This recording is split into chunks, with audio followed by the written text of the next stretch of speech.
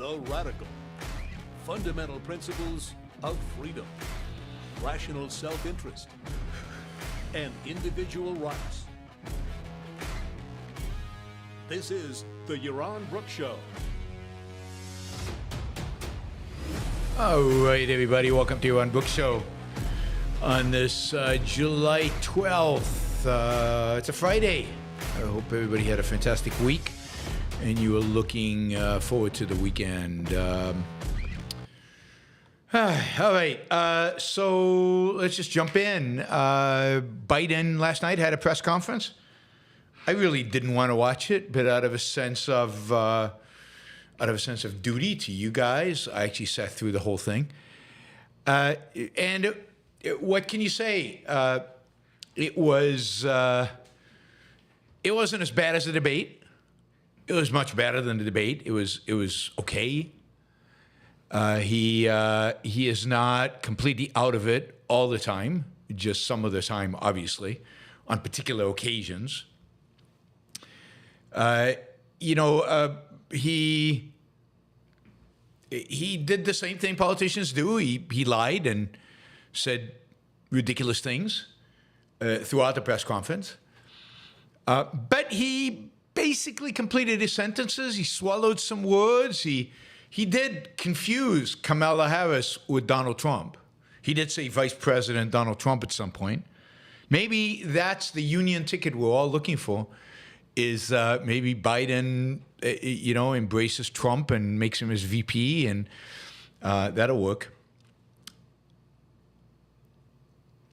Yes, definitely my duty premise, Kantian deontological duty premise is confirmed. Yes. Let's see. So it was mostly uninteresting, the press conference. Boring, I think is the right terminology. It was mostly about, President, are you going to stay in the race? And he had obviously practiced a million different ways of saying, yes, I'm going to stay in the race. They should have asked him, like, what's 8 times 8? I mean, they should have asked him, like, some cognitive test questions. That would have been great, just to see how quick he is. So it was, he obviously was in control this time. So when his mind was going that way, you could tell a few times he was starting to go into some kind of weird tangent that had nothing to do with the question. And he forced himself to come back, whereas in the debate, he couldn't. He couldn't actually get himself back. He couldn't retain the context. This time, he actually brought it back. And that's what the whispering was part of that, was part of trying to retain the question, retain the context, talk to actually what they were asking. So, I mean, look, he's not completely gone, but he's partially gone. And again, if he was running for local dog catcher, we'd probably all say, it really is time to retire. It really, enough is enough. But he's running for president of the United States, which is a little bit more demanding. And you'd think important, maybe not these days, but you'd think important. And therefore, you would think you would want somebody in top form, at the top of their game, whose mind is completely there, who can take on a barrage of questions and give answers and have some energy. I mean, Biden a few times faked energy by getting really angry and yelling at something, but it wasn't real and it wasn't convincing. Yeah, I mean, he was obviously, bad. Again, he shouldn't run for president. This guy should not be running for president. There should be I don't know if a cognitive test or something. I don't know. They have to run a mile. They have to do something to qualify to run. This guy's a doormat, and it's sad. It's horrible. Again, I don't think he was ever super intelligent, but he could string a whole. He could talk in paragraphs once, and that is gone. And again, he calls Zelensky Putin. That's a good one. I mean, the Republicans are making everything they can out of that one. He called Zelensky Putin. He called Kamala Harris. He called her Trump. And, you know, those are the kind of slip of tongues of names that I probably do. And you know, so I don't get too excited about those. It's just the fact that he's obviously so slow up here, just slow. The foreign policy stuff, he said a bunch of foreign policy things that are just untrue. Again, or stuff just generally that are untrue. Now, what's interesting is, I don't know if this happens every time, but there's a CNN, almost immediately, there was a CNN fact-checking out on the Biden press conference. And with a whole list of all the things that he said that were not true, whether it's about his own traveling and the fact that he didn't just get back to Europe, so he wasn't suffering from jet lag before the debate, all the way down to you know, NATO and Hamas and all of that. Yeah, I mean, I mean, even he got the endorsement of the UAW wrong, right? He said, they just endorsed me. They endorsed him in January. He got the war in Afghanistan, you know, factually wrong or misleading or whatever you want to call it. But, you know, if we did something like that, if we did a fact check on Trump, literally every single sentence that came out of his mouth would require a paragraph of corrections. So, you know, you can't hold I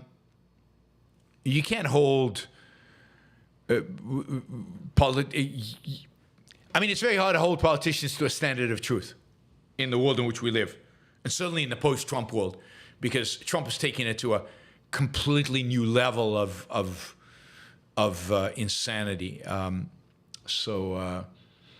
I mean, Biden's press guy said that he thought Biden did amazing, and just he said as a joke, kind of, you know, Biden does not have a doctorate in foreign affairs. He's just that fucking good. Really? What did he say that was that interesting in foreign affairs? I have no idea.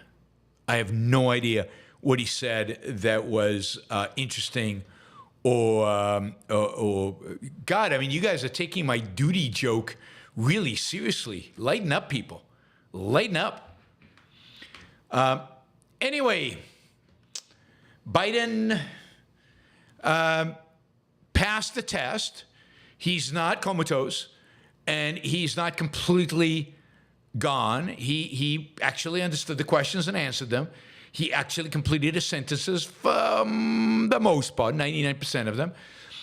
He was coherent, and he was somewhat ad-libbing, although clearly a bunch of what he had to say was memorized. But he did what politicians did. He lied, he distorted, he perverted. Some of it, maybe those lies were lapses of memory. Some of them were just lies. Yeah, you know, the whole thing about the war in Afghanistan, he said in the press conference that he was against the United States being there. You know, he said in the press conference, I was against from the beginning. It was very unpopular, but I was against nation building and being there. And that's just completely wrong. I mean, he gave, for example, in October 2001, he gave a speech in the Senate where he outlined a broad agenda for a long-term solution in Afghanistan, which he said would involve everything from restoring women's rights to building basic infrastructure to the creation of secular schools to the establishment of crop substitution programs for narcotics, and said it would be unwise to simply go after terrorists. So that's just a blatant lie. In February 2002, after the Taliban regime had been ousted, he kept on saying we need troops on the ground, we need to help them establish a transition government and move it towards stability. It's only under Obama that he changed his mind. And in 2009, he was one voice within the administration who was opposed to the surge and to increase military activity. But in the early years, all the way, in 2001, 2, and 3, he was fully on board with nation building and with sticking out in Afghanistan. So that's just a blatant politician's lie, which is, I mean, again, you say these things, you say them often enough, and some people in the audience start actually believing you. So it's the strategy, it's the tactic that so many people engage in. Polls are very mixed, but I think the people who actually dig into this stuff and can actually look at the state numbers and look deeply into how they think this will evolve and where the numbers are today relative to how they land up. I think the most sophisticated people are pretty convinced that not only is Biden going to lose this, but there's a real chance he loses in a landslide. That, maybe the biggest landslide since 2008 when Obama won. So it'll be interesting. It'll be interesting to see. The Democrats, again, a split on this. The press conference did not reduce the fears of many in the party. There continue to be calls for him to step aside. As I mentioned yesterday, his campaign is actually running polls to see how Kamala would do, and the claim is she would do better than Biden against Trump. So this drama is going to continue. This is not going to go away. I don't see how they convince him to drop out. He was pretty clear yesterday that he has no interest in dropping out, that he's not going to. Unless there's some medical emergency or something. I just don't see how they convince him. But there's no question that the Democratic Party is building up momentum to try to get rid of Biden and replace him. So it's going to be interesting to see how it evolves over the next few weeks in anticipation of the convention in August. My guess is right now Democrats are pretty unhappy about the fact that the convention is so late because it's just going to drag this out without any definitive answer for another few weeks, whereas the Republicans have the convention next week, and they'll be fully energized going out of next week, attacking Biden, and you'll see. My guess is that, I don't know, a third of the Republican convention will be around making fun of Biden. There'll be videos. There'll be sections in the presentations. It'll be all over the place. So they'll make hay of it. All right. So I got a number of requests from you. Oh, let me just say this before I forget. I'll try to say it again. Members only show will be tomorrow at 2 p.m. So tomorrow, 2 p.m., members only show.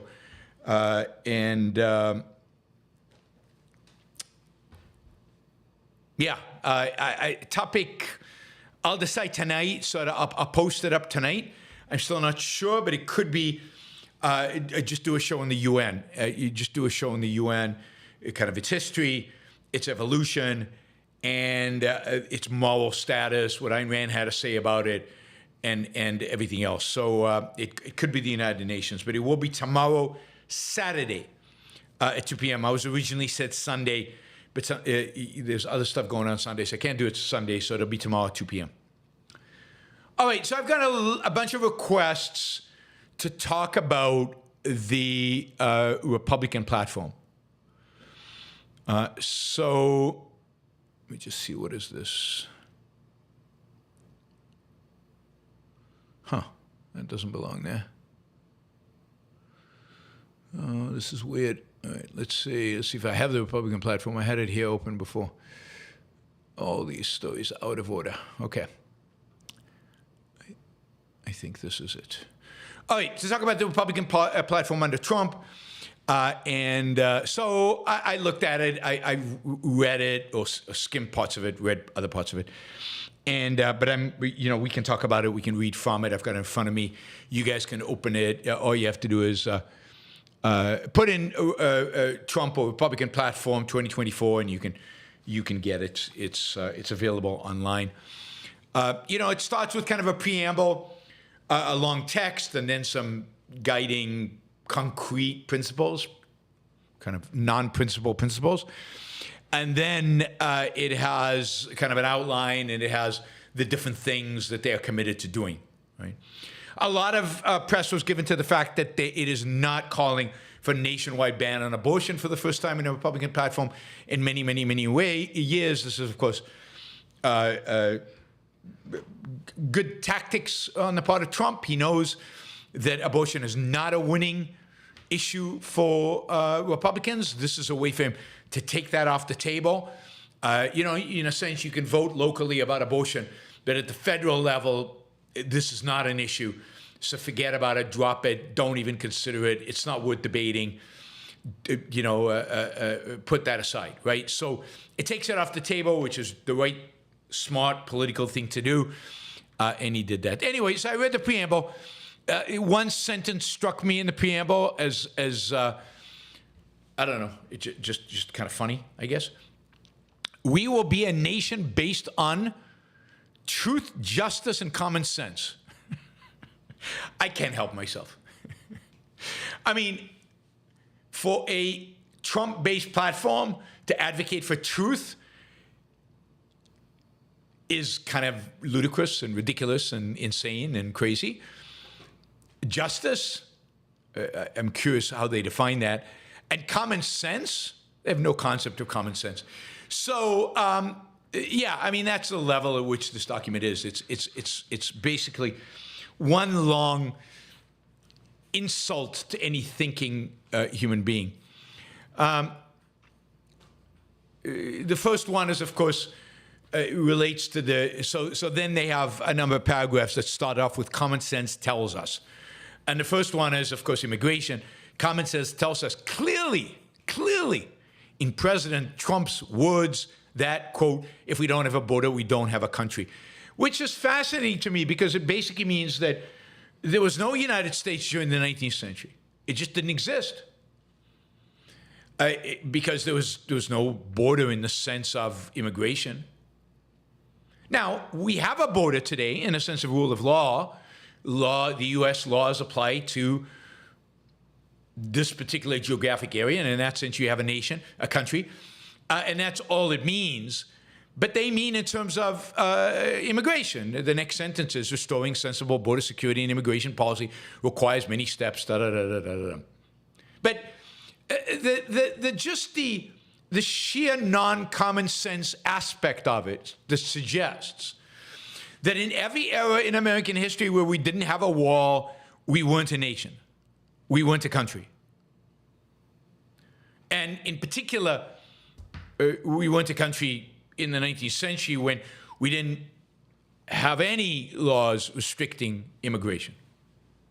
Up until, was it 1890-something, 4, where we had the Chinese Exclusion Act. We didn't like the Chinese, so we excluded them.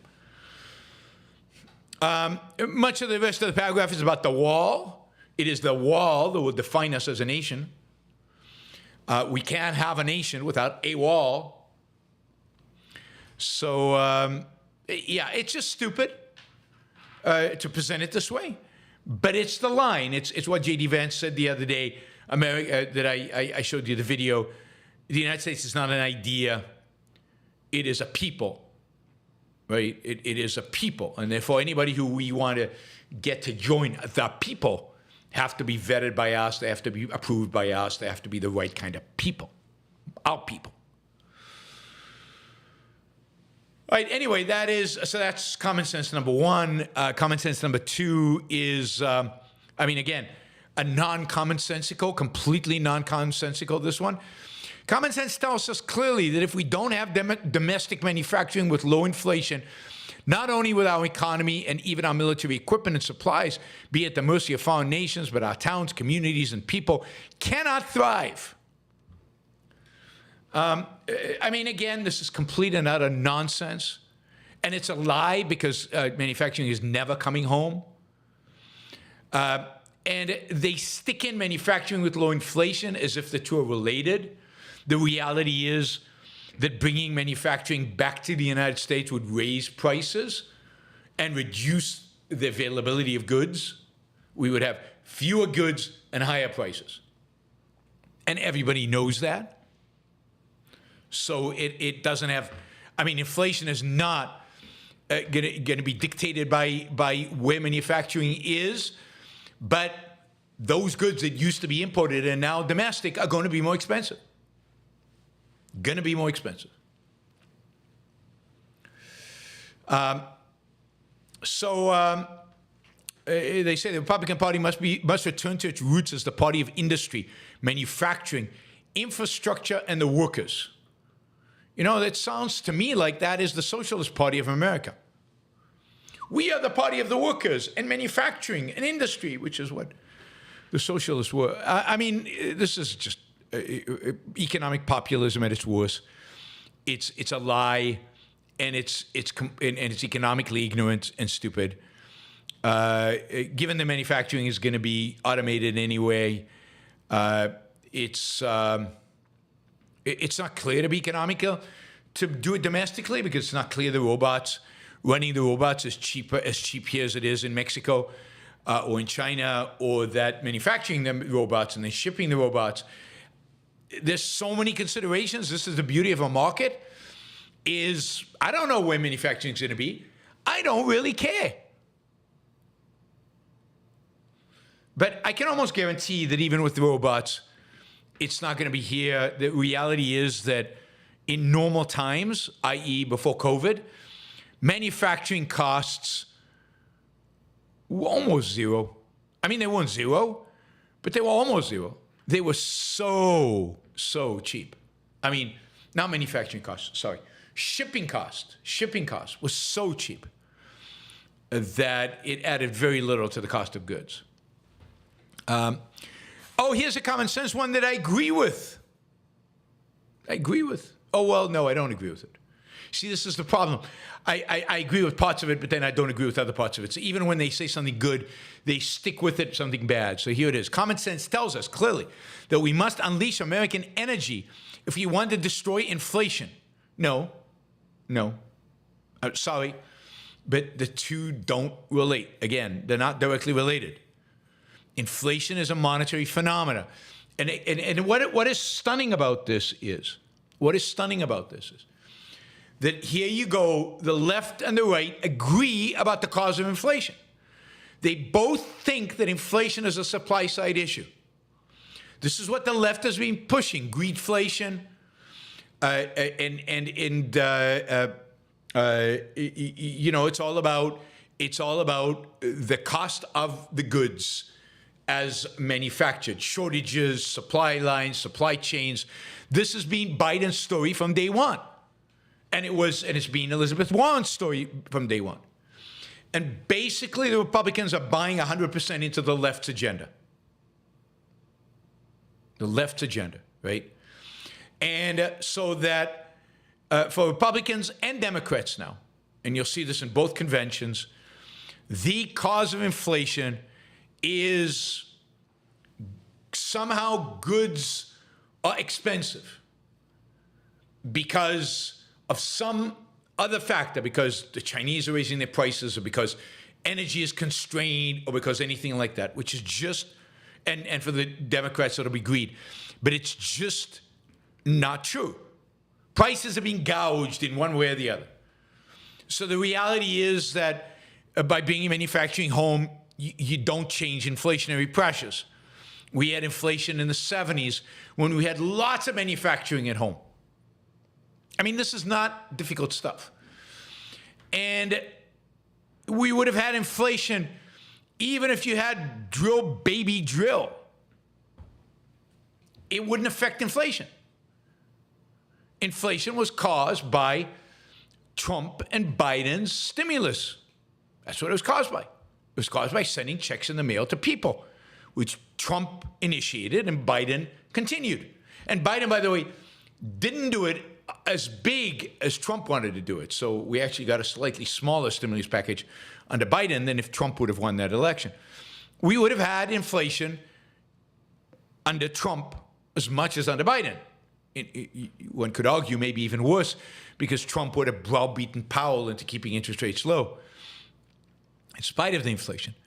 So, God, I mean, this is, again, both left and right embracing is voodoo, nonsensical, populist economics that blames inflation on external factors. It wasn't us, not our fault, or on regulations, on not drilling, instead of on, you know, the Fed, on helicopter money, on the fact that the Fed and the central government conspired to flood the United States with money during COVID, and that resulted in inflation. It's very simple. We'll talk about inflation in a minute some more.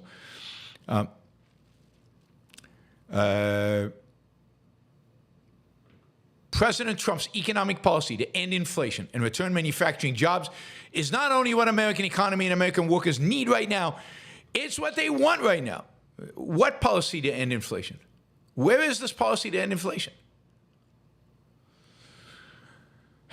All right, that's a strong military. I support a strong military. Let's see. Yeah,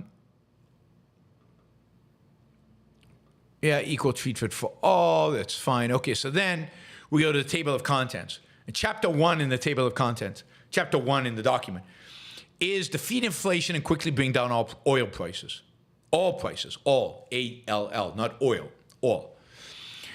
And here's what they say. The Republican Party will reverse the worst inflation crisis in our 4 decades that has crushed the middle class, devastated family budgets, and pushed the dream of home ownership out of reach of millions. How are they going to do that? We will defeat inflation, tackle the cost of living crisis, improve fiscal sanity, restore price stability, and quickly bring down prices. How are they going to do that? Inflation is a crushing tax on American families. Okay, I get it. History shows that inflation will not magically disappear while prices remain the same. What? That doesn't make any sense. History shows that inflation will not magically disappear while policies remain the same. Yeah, I can't read. That's the problem. Policies remain the same. We commit to unleashing American energy, reining in wasteful spending. Oh, there it is, wasteful spending. Don't you love wasteful spending? Have you ever met a politician, an administration, anybody in politics who wasn't for immediately ending wasteful spending? Cutting excessive regulations, securing our border, and restoring peace through strength. None of those things, not a single one of the things mentioned there, not one of them will do anything to reduce inflation. Not a single one of those things. But, yeah, nobody cares. I mean, the economic ignorance of the right now is I think for the first time, is the same as the economic ignorance of the left. It used to be that the right was a little better. But now under Trump, it's become as bad. So what are we going to do to reduce inflation, right? 1, unleash American energy. Already talked about that. Doesn't reduce inflation. 2, rein in wasteful federal spending. That's meaningless platitude. Doesn't mean a thing. Doesn't mean anything. Again, everybody says that. I'm sure the Democratic platform will have reduced wasteful spending as well. 3, cut costly and burdensome regulations. I mean, I'm all for that. I think that's great. Why only costly and burdensome ones? How about just cut all regulations? But that doesn't reduce inflation. It's good. It increases production. It is a good thing to do, but in and of itself, that doesn't reduce inflation. Qua inflation, a systematic across the board rise in prices. Stop illegal immigration. Illegal immigration does not raise inflation. Now, again, they claim that illegal immigrants drive up the cost of housing, education, healthcare for American families. Even if that's true, and it's dubious whether it is, even if that's true, again, that's not inflation. That's relative prices. That is increased demand for some products, and particularly those products which government regulations have restricted the supply of, and those products' prices will go up. But since the amount of money that people have hasn't changed, the demand for other products will have to come down, and prices elsewhere in the economy will have to adjust. So immigration is not inflationary. Again, this is the kind of leftist economic stuff. It's just economic stuff. When home prices went up in the 90s and 2000s, and everybody made a fortune on their houses in California and other places, nobody called it inflation. Nobody called it inflation. It's just home prices went up. Demand exceeded supply. Prices went up to adjust. That's not inflation. I mean, again, God, why are people so ignorant of economics? Even people on this chat who pretend like they're free market, objectivists or something.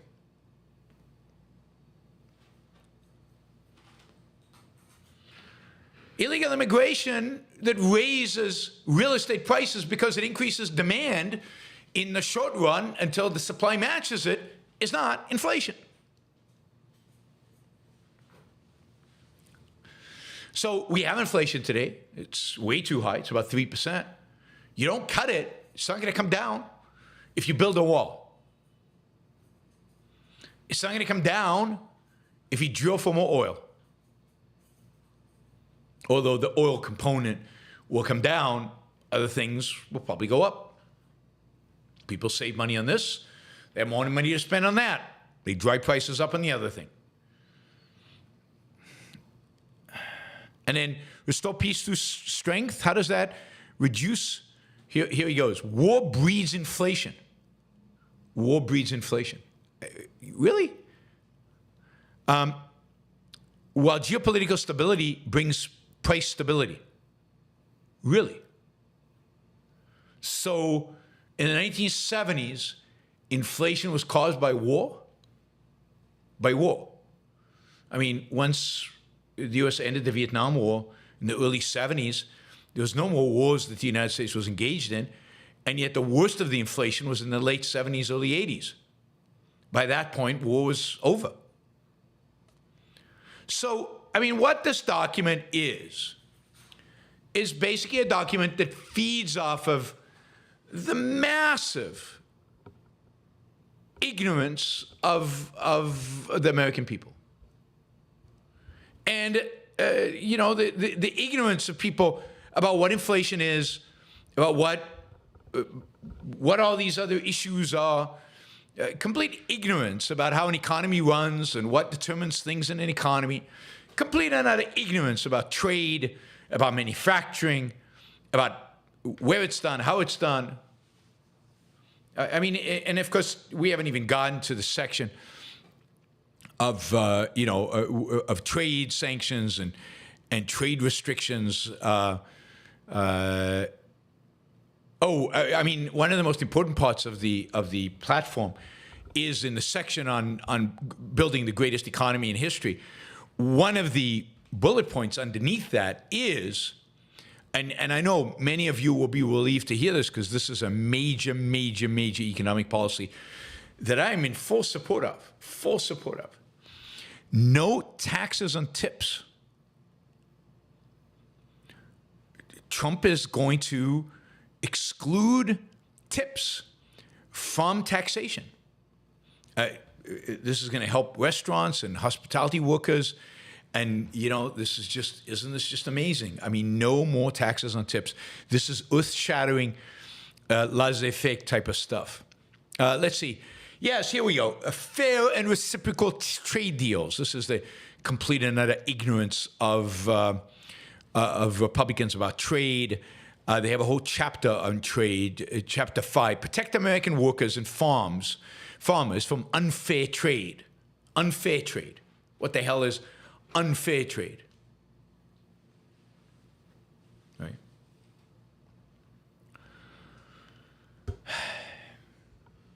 Anyway, so how are we going to do the trade?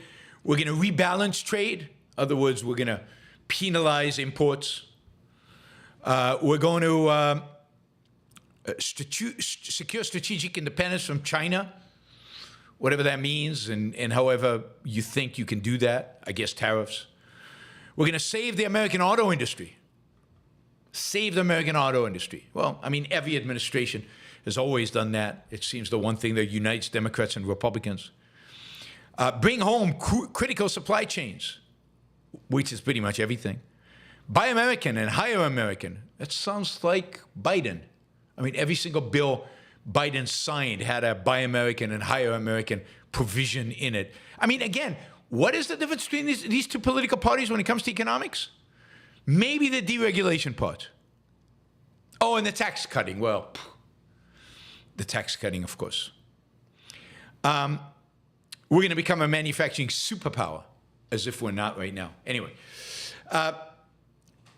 then, you know, and I'll show you some numbers around this in a minute. Fiscal responsibility, you think maybe would be part of this agenda? What is Chapter 6 in the Trump platform? Chapter 6 is protecting seniors. Protecting seniors.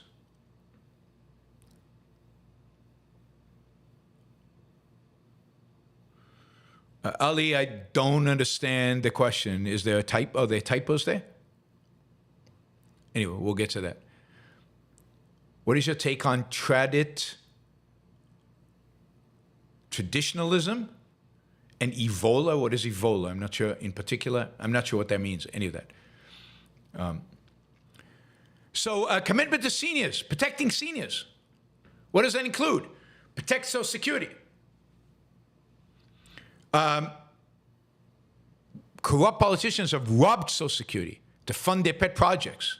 It's complete nonsense. Anyway, restore economic stability to ensure the long-term sustainability of Social Security. How? Raising taxes, extending. The philosophy, Vola. Oh, God. All right, we'll get to that, Ali. Traditionalism, evola as a philosophy. Yep. All right.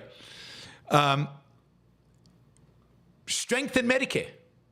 Make it even better. Gone are the days of Ronald Reagan in 1964 riling against Medicare. Support active and healthy living. They're going to focus on chronic disease prevention and management, long-term care. This is the government. The government's going to do this. Protect care at home for the elderly. They're going to shift resources to at-home senior care. Overturn disincentives. God, micromanage our health care. All right, what else do we want to say? Education. They want great principals and great teachers. They want universal school choice, which you cannot do at the federal level anyway. You want to prepare students for jobs and careers. That's something the federal government should do. We want safe, secure, and drug-free schools. Let's double up, triple up, quadruple up on the war on drugs. Restore parental rights. All right, not sure how you do that. Knowledge and skills, not CRT and gender indoctrination. I'm all for that. That's good. And promote love of country with authentic civic education. That is scary. Freedom to pray. Freedom to pray. And return education to the states after you've already told them what they have to do. That'll work. It should be abolished, the Department of Education, but that is not here. That is implied in Project 2025, but not here. Not here. This is actually an increase in the role. Yeah. I mean, they say they're going to close the Department of Education, but if you actually look at what they want to do, is they want to pass a bunch of bills. They want to dictate education to the states, but they're going to do it from other departments. And then they want to close the Department of Education. They want to close the Department of Education. Ain't happening. Ain't happening, guys. That was Reagan's pledge as well. And in those days, it would have been much easier because the Department of Education was so much smaller back then. But by the time Reagan had finished, the Department of Education was like 5 times bigger than when he started. What is the last one? Renew the pillars of American civilization. What do you think the number one pillar of American civilization is? I'm curious what you think the number one pillar of American civilization is. Yeah. I didn't think you would know. No. Border security, no. It's not border security. Blind faith, no. It's blind faith is, no, it's not even there. They don't know. That's too ideological, blind faith. Faith is too much in the realm of ideas. Freedom, ooh, that would be amazing, but no freedom here. Real estate, no, it's not real estate. I'm surprised, you guys. It's not religion. It's not Christianity. That would be too obvious, although it's implied. What is the thing, the institution on which all of civilization depends? Private property. God, you guys are so. This is Donald Trump. Individualism? Are you crazy? Individualism? What would evola say is the institution on which, there you go, Andrew finally got it. Yes. The family. The family. The number one pillar of American civilization, but really of all civilization, is the family. I think the closest you could have come was faith in the church, but Republicans will promote a culture that values the sanctity of marriage, the blessing of childhood, and the foundational role of families and support working parents. We will end policies that punish families. Isn't that great? How about end policies that punish individuals? Wouldn't that be cool to have on a platform somewhere? Rebuild our cities and restore law and order. Make Washington, D.C. the safest and most beautiful capital city. Take care of our veterans. These are the pillars of American civilization. Make college and university sane and affordable. They're going to drive down tuition costs, restore due process, and so on. They're going to combat anti-Semitism. That's interesting. Just as a way to go after the left, I guess. Are they going to overcome the crisis of liberal arts education? Good for them. Are they going to do that? No idea. It's one sentence. They're going to store. Oh, here's a good one. This Tucker Carlson. Now we know he's going to vote for Trump, because in the platform, as one of the pillars of American civilization, restoring the pillars of American civilization, we have restoring American beauty. And we're talking about its architecture and national treasures. And what do they think beautiful architecture is? Old architecture. Old architecture. Anything classical is beautiful. Gothic, super beautiful. Anything modern, bad, evil, postmodern, disgusting, leftist, and so on. So they want to resurrect public architecture and promote national beauty. I thought they want to enhance the national beauty. Maybe they'll do a makeover on the Grand Canyon. And then honor American history. Stop making weaponization of government. Republicans will ensure election integrity. Yeah, right. That's a joke. Return to peace, strength, the national interest, modernize military, strengthen alliances. Yeah, right. Strengthen alliances. Trump has no interest in strengthening alliances, quite the contrary. All right, that's enough. You get the gist. It's a mishmash of a bunch of mostly silly things. that have no relevance to anything else. There was an interesting editorial in the Wall Street Journal by Greg Ip. I don't know how you pronounce that. Ip.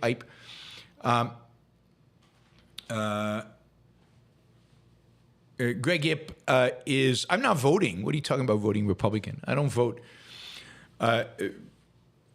Interesting editorial yesterday in the Wall Street Journal. This is the title. Republicans are fracturing on the economy. And their idea is that there are, that there is the old Republicans who were basically free market types or leaned in that direction. And then there's the new Republican. Here's the paragraph from it. The new Republican thinking was evident this week at the annual meeting of the National Conservatism, one of many labels attached to the new movement, along with the new right, populist right, and conservative economics. Speakers interspersed attacks on Marxist and radical left with condemnation of corporate right, free marketism, and globalism.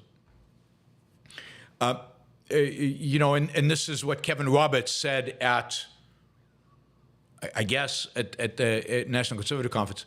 Quote, look at the libertarians who helped Ronald Reagan rescue the U.S. economy, then descended into hyper-individualism, materialism, and globalism that has rendered them a political irrelevancy. Hyper-individualism, talk about an anti-concept. Materialism, who exactly is a materialist? And globalism, another anti-concept package deal that is completely unintelligible. But that's Kevin Roberts, who is the president of Heritage Foundation and the leader of the Project 2025. Right? Really, so right now you've got kind of the free market people, but then you've got the kind of what's called the American Compass crowd, which is the think tank founded by Oren Cass, who used to be an advisor of Mitt Romney, of all people. Cass is a counterweight to the free market style people, he says to quote the article, central tenet of this conservative view is that making things, manufacturing, is essential to balance growth and national sovereignty.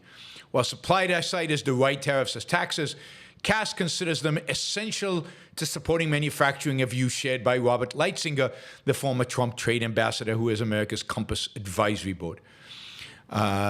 So basically the Republican Party is torn between old line free market types, some of whom served in the Trump administration, like Stephen Moore, right? And the new Republicans, the new right, which is dominated by people like Cass, but also dominated by people like what do you call it, J.D. Vance and Trump, right? So it's going to be interesting which direction they go. Rubio and Vance now are considered part of this new economic nationalism, part of the new right, the anti-free market. Trump has certainly bought into this anti-free market stance. I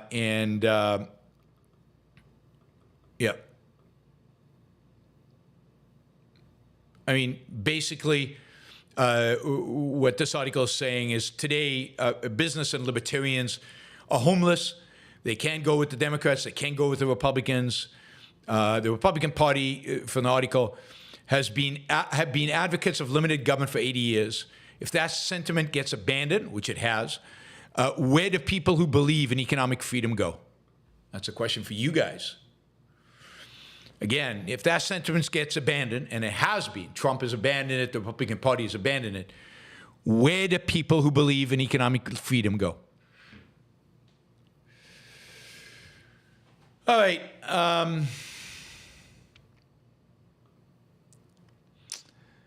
Let's see.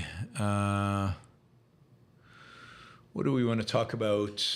Let me just say something about inflation quickly. And then we've got a few more things we can talk about. But let me just say something about inflation. Inflation is obviously a very confusing term. It is a term that historically, and in the Austrian economics literature, basically refers to the printing of money. It refers to monetary inflation. That is, printing money in excess, in a fiat money context, in excess of productivity growth, right? In excess of productivity growth. So now you have more money chasing a fixed number of goods. But they don't even mention the productivity growth. Any additional money that is increased, that's inflation.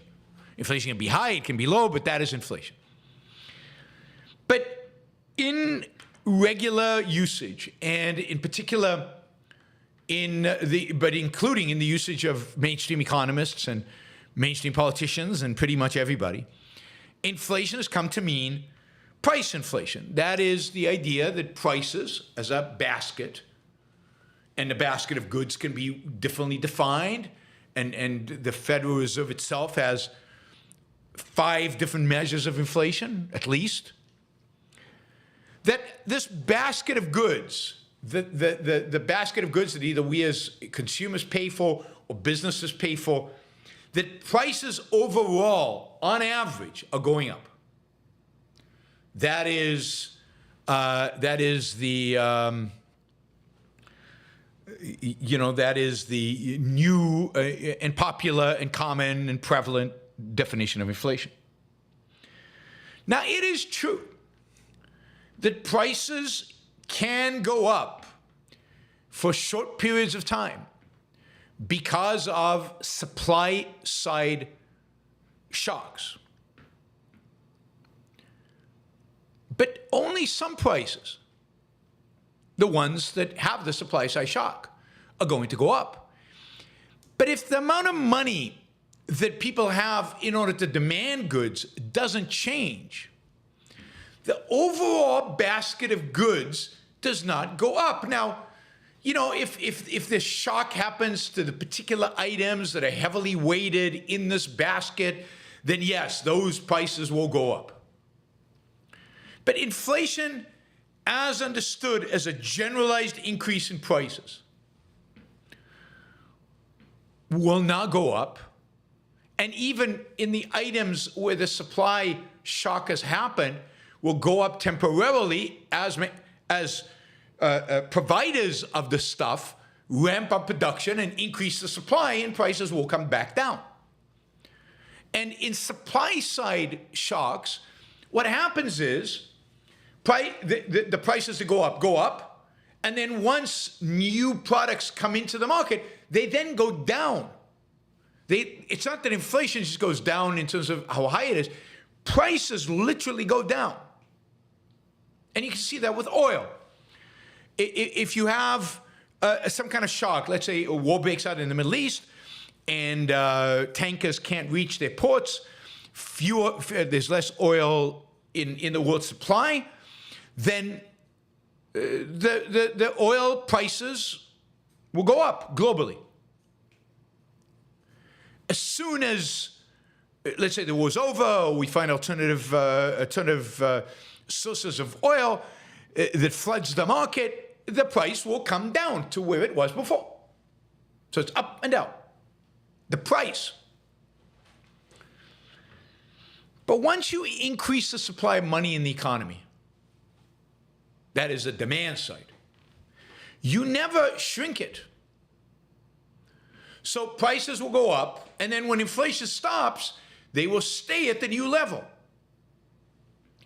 And when you increase the supply of money, that supply of money can go into particular industries.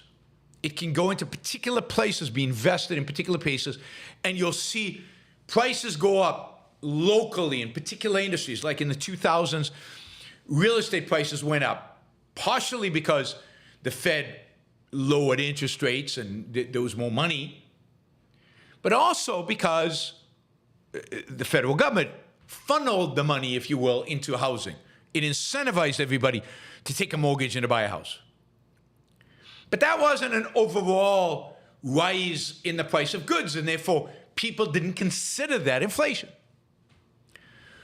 What happened during COVID is that the government basically, through the Fed, printed money and sent checks to people. So they didn't favor any particular industry over another. The money didn't enter in any particular way or another, but it was given to consumers. And then we had more money, and therefore we went out and demanded goods. Now, that also coincided with a supply shock. So that had the opportunity to raise prices in a combination of the two things. The supply shock is long gone, but the reality is the extra money that has entered into the system and is still circulating is still there. And that's why inflation continues at a lower level. But prices haven't come down, and they never will come down. Now, I will say, and I showed you this, I talked about this yesterday, I think, the Federal Reserve has shrunk its balance sheet. So it has taken some money out of circulation in the U.S. It has taken some money out of circulation. You can look at an M2 chart, and you can see M2 coming down over the last couple of years. It went down, and then it's flat over the last few months. But yeah, it's still not, the amount of money is still nowhere near where it was before COVID. It's still higher than COVID. You can see that with M2. M2 is still higher than where it was before the stimulus. So you'd expect prices to stabilize at a significant higher level than they were before COVID. And even if inflation goes to zero, they'll stay at that new level, a higher level. No, M2 literally has gone down. And M2 has gone down because, not the rate of change, it's literally gone down. It's gone down because of the way M2 is measured, but because basically the Fed has been selling bonds. So when the Fed sell bonds, you get a piece of paper, and the Fed gets, quote, money that it, in a sense, burns. So you actually shrink bank reserves because money's going out of the economy, and that's M2 actually shrinking. Let's see. Let's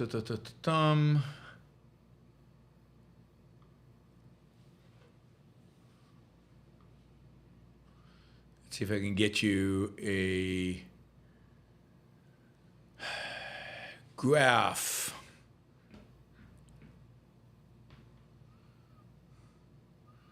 Let's see if we can shrink the time frame. This is not rate of change. This is actually M2. Let's see if I can share this with you. Yeah, that's not what I wanted. Yeah, let's do this. Let me share this with you so you can see the M2. Where's M2? St. Louis Fed. Okay. Yeah, there you go. You guys can see that, right? So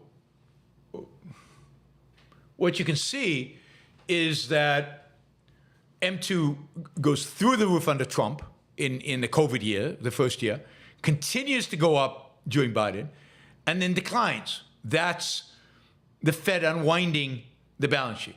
Now, because of the scale, the unwinding doesn't look that big, but if you only look at the last 10 years, that's a big decline in M2.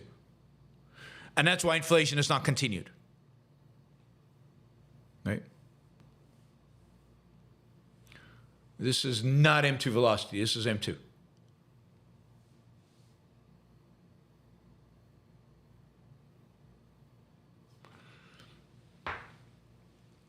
Let's see if you go to 10 years. Let's do it. Yep, you can see that starting in April 18th, 2022, the Fed started reducing its balance sheet. Yeah.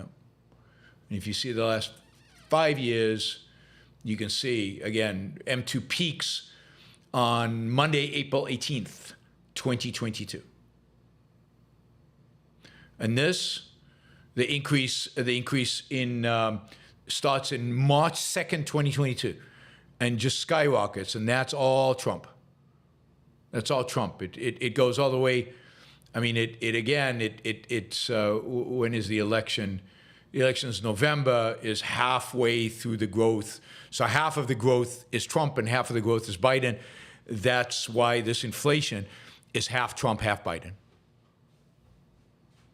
Yeah, I mean, I said, the first big increase of M2 is Trump. So Trump caused at least half of the growth in the money supply, at least, of the M2 money supply. Now, I'm not, the correlation between M2 and inflation, M2 growth, if we go back to Max, you can't see the 70s back here, but here inflation was very high. We can't see the M2 growth that preceded that. But look at that growth, and relative to that growth in M2, inflation has been pretty timid. You'd expect a much higher inflation given how much they increase M2 by. So it's not, there's no equation that translates the growth of M2 into inflation. Complicated topic. And yeah, we could easily do a whole show on inflation and talk about inflation in greater detail. Yep. All right, let's see.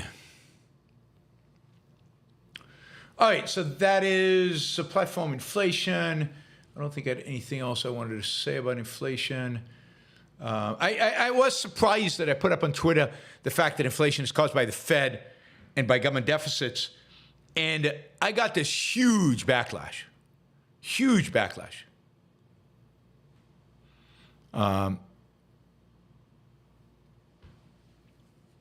And the relationship between raising interest rates and inflation is in question. It's not obvious. John Cochrane, who is one of my favorite economists out there in the world, believes that high interest rates ultimately lead to higher inflation. Now, again, it depends on a lot of other factors. One of those factors, let's talk about this, because we talked a lot about this economic stuff. Let's talk about, where is that chart? Yeah, let's talk about this, because this is one of the interesting things is the Trump, whoops, why did that go all out of whack? The Trump platform does not talk about this, right? This is the federal budget, 1960 to 2054. Projections, of course, let's grow this a little bit so you guys can see it a little bit better. Center it, right, there it is. And, and this relates to that section in Trump's platform that says we're going to protect seniors. If you look here at the budget right now, right? If you look at 1960, basically the federal government budget was dominated by what it should be dominated by, which is defense. Defense dominated. And then there was non-defense discretionary, but it wasn't that, it wasn't a huge amount. And then there was other entitlements. It was relatively small. This was before the war on poverty.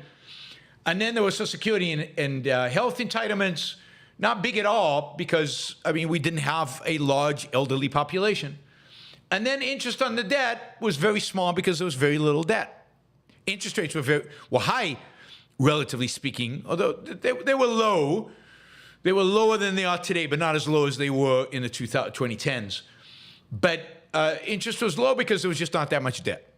Even though just 15 years earlier, we'd come out of World War II. Now look at today. Defense is tiny as a total of the federal budget, right? It's small, right? That's the orange. And it's expected to stay at around 3%. Non-defense discretionary is also not that big. There's not a lot of money the government spends on non-defense discretionary in terms of the percentage that it spends. Other entitlements skyrocketed during COVID, but have come back to where they were before. So welfare programs, war and poverty, all of that, we spent about 2.6% of the budget on that. 3% on non-defense discretionary, 3% on discretionary. Now, this is percent of GDP, 3% of GDP. So while these look flat, in dollar terms, these are all growing because GDP is growing, right? So take that into account. It's not that we're spending the same amount of dollars. It's that we're spending the same percentage of GDP. But look at Social Security and Medicaid. I mean, look at those numbers. Basically, we're heading towards 14.3% of GDP.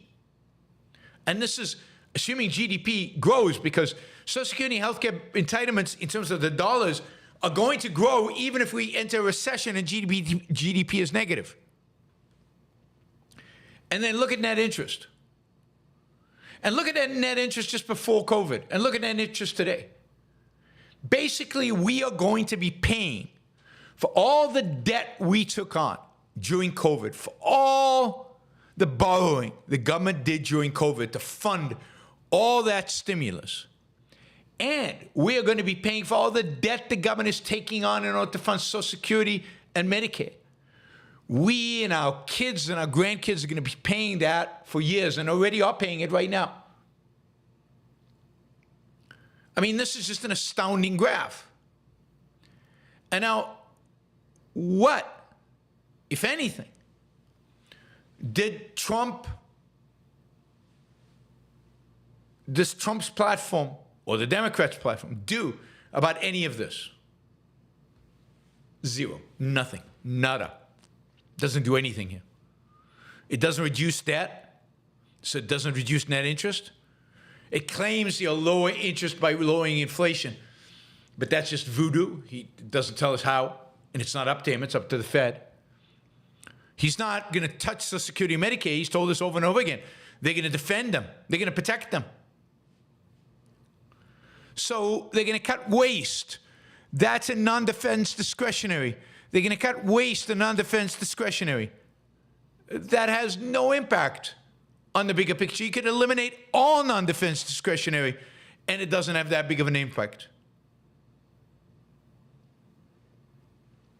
It's just insanity. And yet, Republicans who used to claim they cared, I don't think they ever really cared, but they used to claim they cared, don't care one iota.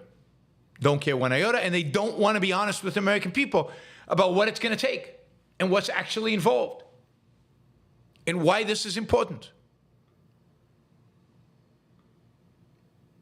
No interest. No interest. All right. One of the breaking stories this morning, it's a story we've heard before. It's not new, but we talked about the fact that the Israelis have told the civilians in Gaza to evacuate Gaza City, to evacuate Gaza City, and they have gone in, and one of their targets was UNRWA, the United Nations organization, UNRWA's Gaza City headquarters. And once they arrived at the UNRWA city headquarters, they found inside there basically a Hamas war room. A war room that was used for surveillance operations. It included, they had tactical drones, rockets, machine guns, mortars, explosives, grenades. Israel's published a bunch of videos showing what's in this UNRWA, which has now basically got renewed funding from pretty much all the European countries. Biden administration has not yet renewed funding for UNRWA, but everybody else has. That continues. I'll also add, with regard to Gaza, that the outlines of this deal that is going to be cut continues to leak out. We talked about this quite a bit yesterday, but there is quite a bit of talk about, working with the Egyptians and not allowing weapons to be smuggled and all of that, and trusting the Egyptians, and the Americans are going to help, and all this stuff. And it's just the same mistakes that they made over and over and over and over and over again over the many, many years. And it's like they don't learn from anything, and they don't want to learn. They refuse to learn. It just is unbelievable to me that they're going to put themselves in the same situation. So 10 years from now, 20 years from now, they're going to have the same problems. They're so close to actually winning this, to actually defeating Hamas. They're going to snatch a victory for the sake of defeat. They're going to snatch victory away by doing this deal. And it just places, and this leadership is, it's just nuts. It's just nuts. I can understand. There's a lot of pressure to get the hostages back. And I get it. I get it. There's somebody's daughters, a lot of girls there.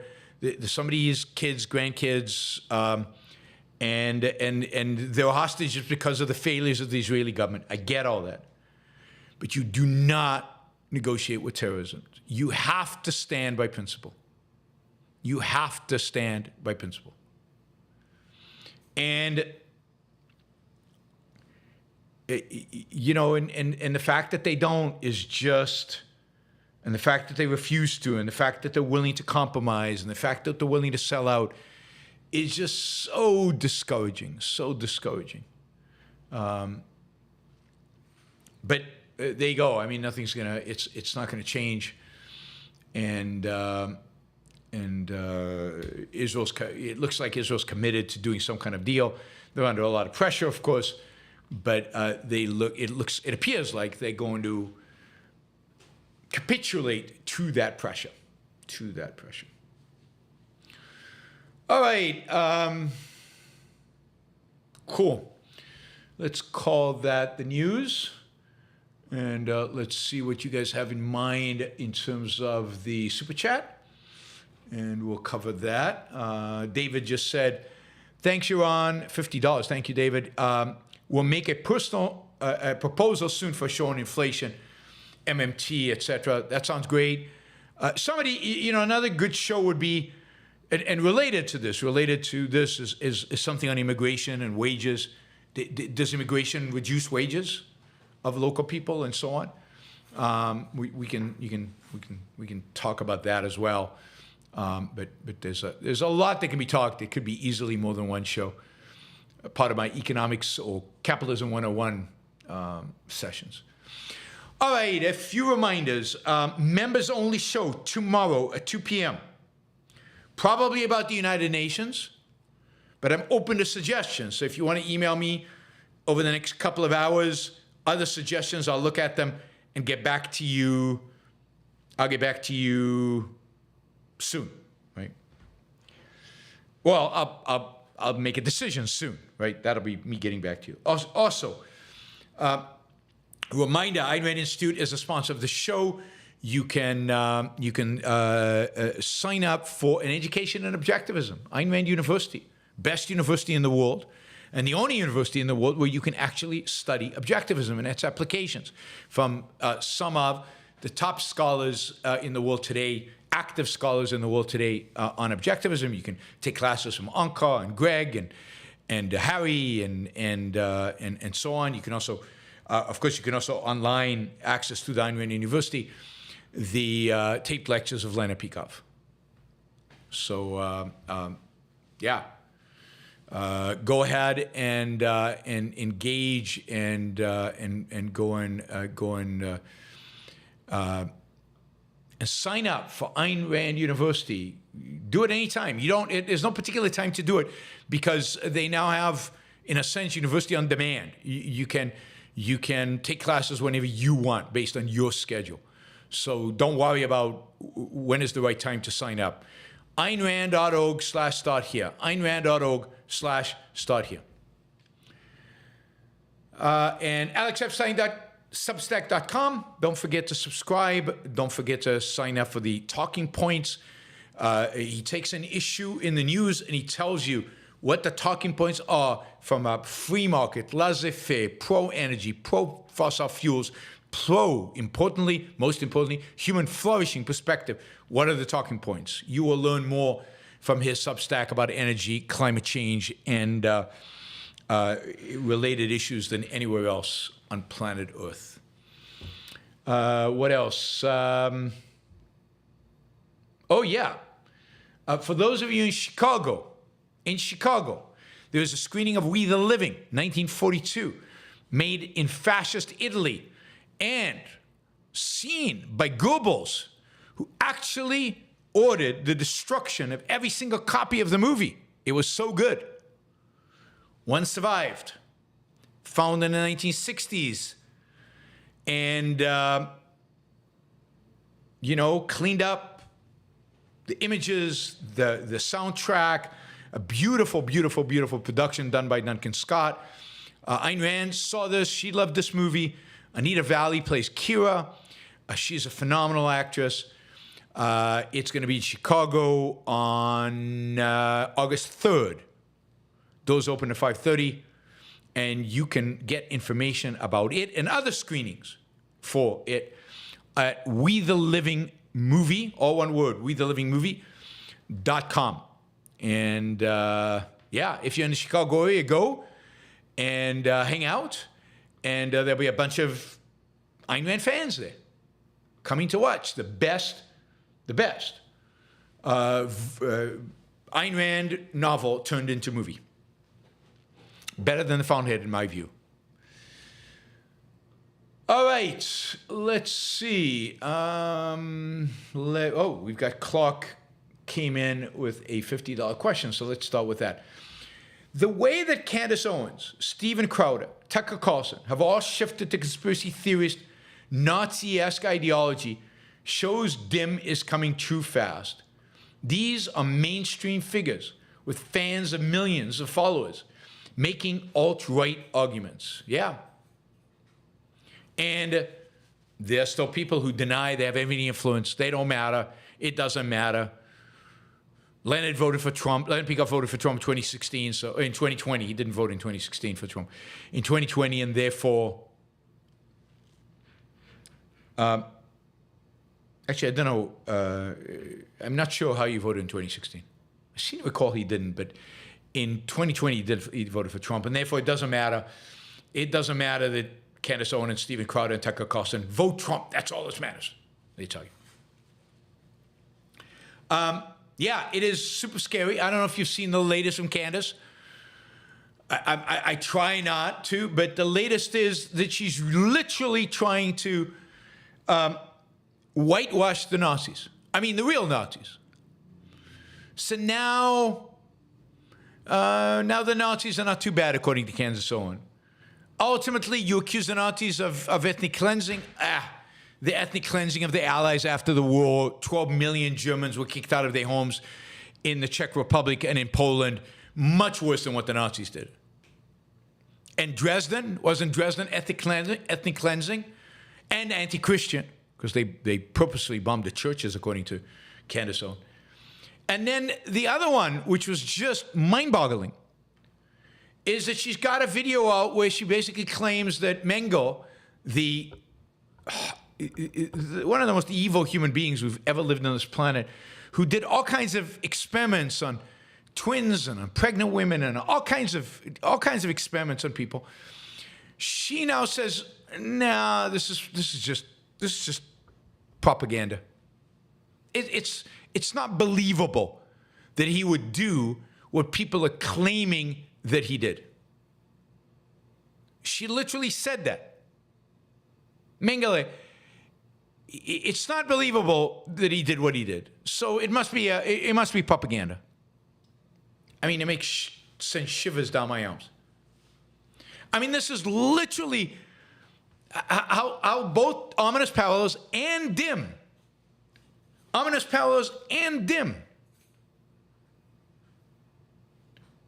predict that this is where we're heading. And part of this is that if Candace succeeds in normalizing Nazis, normalizing Nazis, then I mean, yes, I mean this is the fascism we're heading towards. I mean, can you imagine defending Joseph Mengele? But that's what Candace did on a show recently. So it's just unbelievable.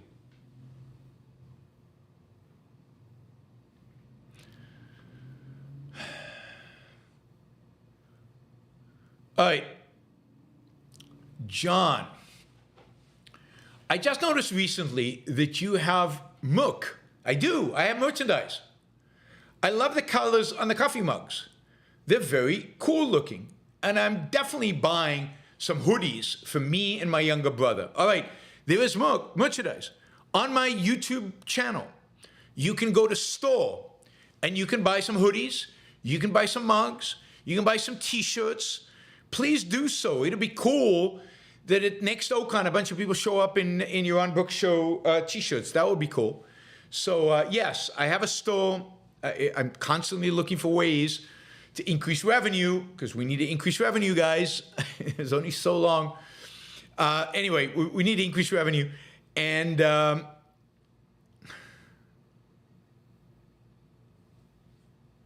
to the store. And buy some stuff. Thank you, John, for reminding me that I have a store and for buying some of the hoodies. That's cool. All right, just to remind you that this is a listener-supported show. Cannot do this without support from you. You, every single one of you who are listening. Can't do it without your support. And your support could be done if you're listening live through a super chat or a sticker. Please consider it. It would be great if we met our targets. Thank you, Kim. Kim responded like that. Thank you, Kim. So yeah, everybody do what Kim just did and put in a sticker. And also through monthly contributions on Patreon, on yaronbrookshow.com/membership, which is PayPal, or, and so you can support the show that way. You can also go and buy some merchandise. You can gift memberships, and there will be a members-only show tomorrow. Members-only show tomorrow.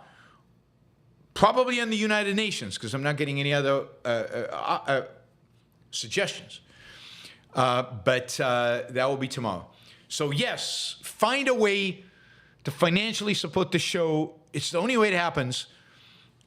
This is my full-time job, other than speaking and teaching. But this is it. This is the bulk of the income. So please help me make it possible for me to live off of this. We're not quite there yet. We're getting close. We're not quite there yet.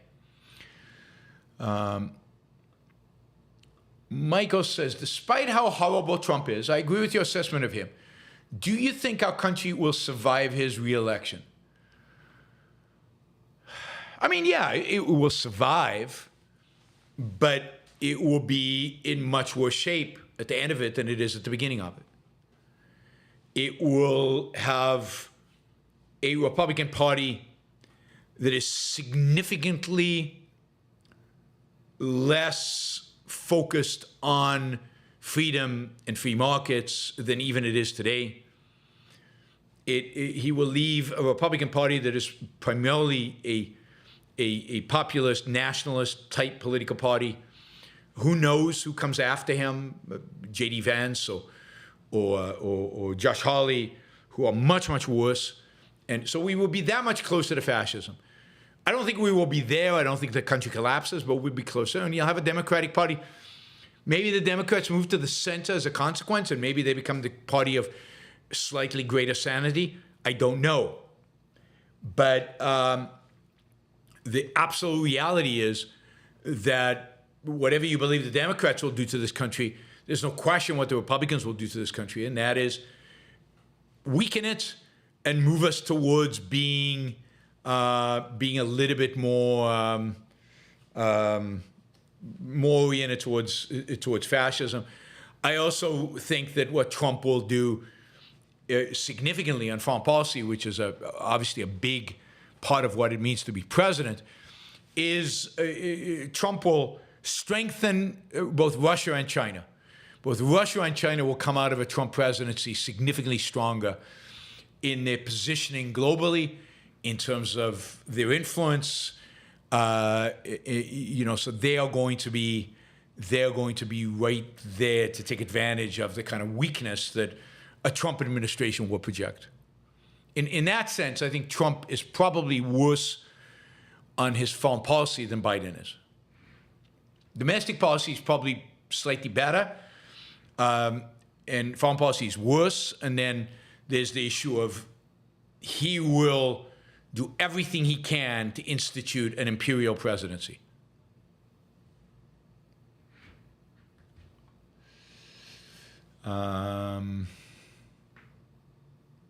What are people asking me here?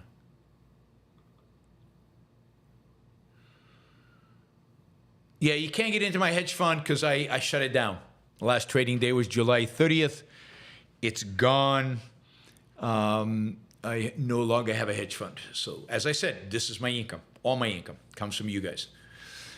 Thank you, Michael. Let's see. I see Lucinda just did $50. Lucinda, thank you. Hi, Yaron. Here's 50 euros. Also, my girlfriend is watching right now, so tell her I love her because she's awesome. Hey, girlfriend of Lucinda. She loves you, and you're awesome. Also, thank you for all the great work you do, Yaron. Absolutely. Thank you, Lucinda, for the support. That's great. Really helping us to get to our targets today. Let's see. We had some stickers. Kim, I think I mentioned Kim. Pickaxing on Europe. Thank you. Did a sticker. And thank you, guys. And Ali said, just appreciating your work. Thank you. I really appreciate that, Ali. All right, let's see. Luca says, thank you, Yaron. Thank you, Luca. Appreciate it. Ali says, what is your take on traditionalism and evola in particular? My take is very negative. Traditionalism is irrationalism. Traditionalism is basically a state of man for most of human history, and it's a disaster. It's a disaster for the individual. It's a disaster for progress. It's a disaster for success. You can't do science based on traditionalism.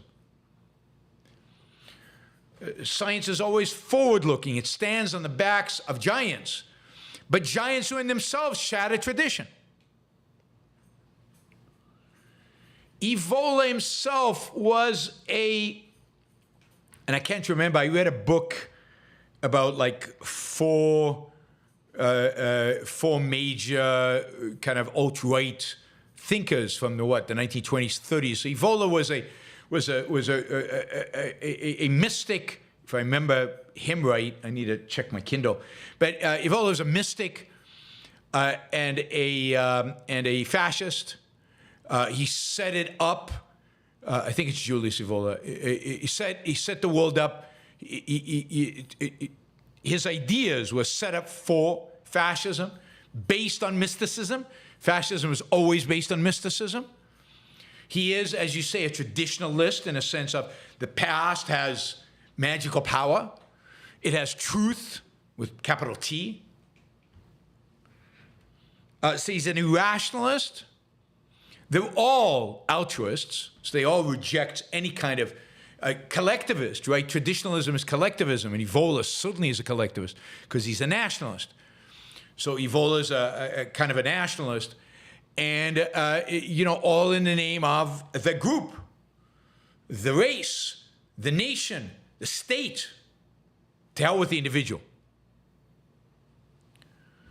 So very low opinion, third-rate intellectuals, but really have laid the intellectual foundation for the alt-right. And a big anti-Semite, yes, hated Jews. They all did, all of these guys. I forget the name of. There's a book. Let me see if I can find the book.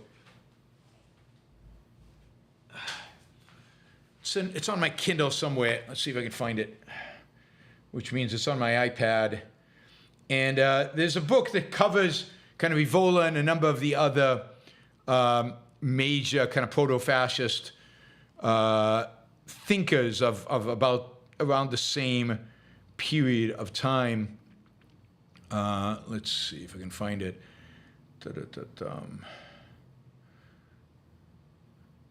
Problem is, I have a lot of books on here, but I think I read it probably 6 months ago, maybe a little bit more than that. But I've read a lot of, or dabbled in a lot of stuff since then.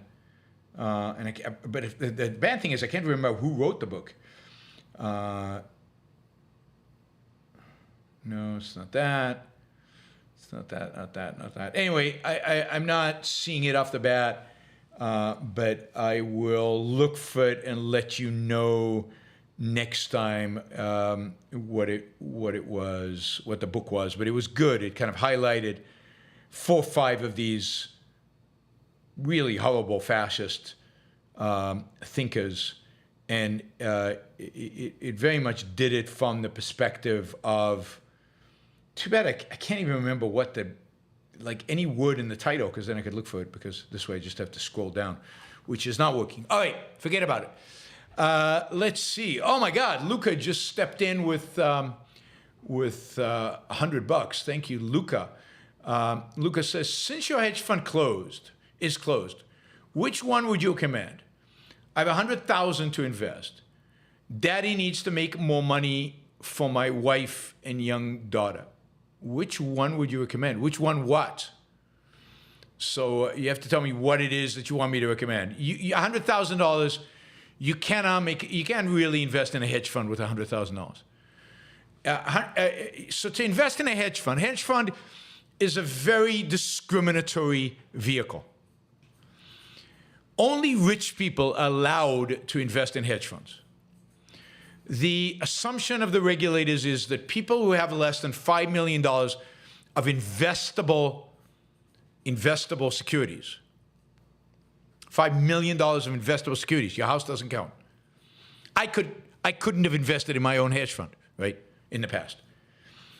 So, I mean, I did, because there's an exception for if you're an owner of the fund. But in order to invest in a hedge fund, you have to have $5 million of investable securities.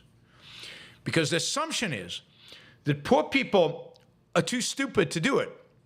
They will be fooled, they will be taken advantage of, and hedge funds are, relatively speaking, very relatively speaking, unregulated. They're not. They're heavily, heavily, heavily regulated.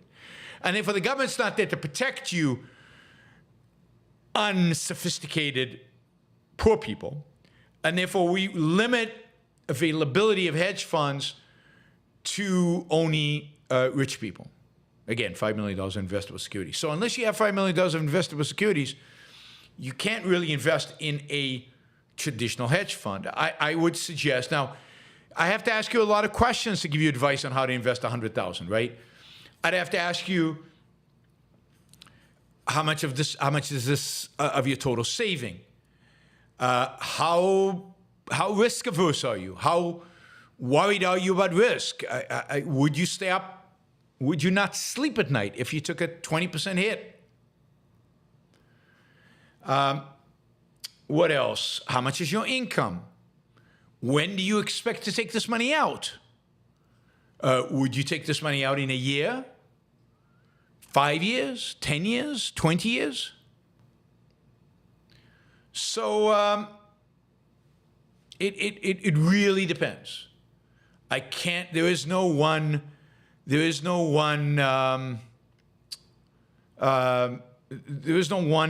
size fit all answer to where to invest $100,000 without me getting all that additional information. And I couldn't do it right now anyway, because for me to publicly do it, given the regulatory environment, I'm going to wait a little bit once I'm not yet deregistered from the SEC and so on. I mean, I'd invest in biotech, but only if you're willing to take a 20% hit on any particular year, and only if you're going to hold this for the very long term, and only if this is an extra 100,000 in addition to, I don't know, another $1 million you have invested somewhere. So again, you have to consider all these things in order to make a rational decision about how to invest $100,000. And I don't have that information from you, so I can't really advise. Lots and lots of context. All right, let's see. Michael.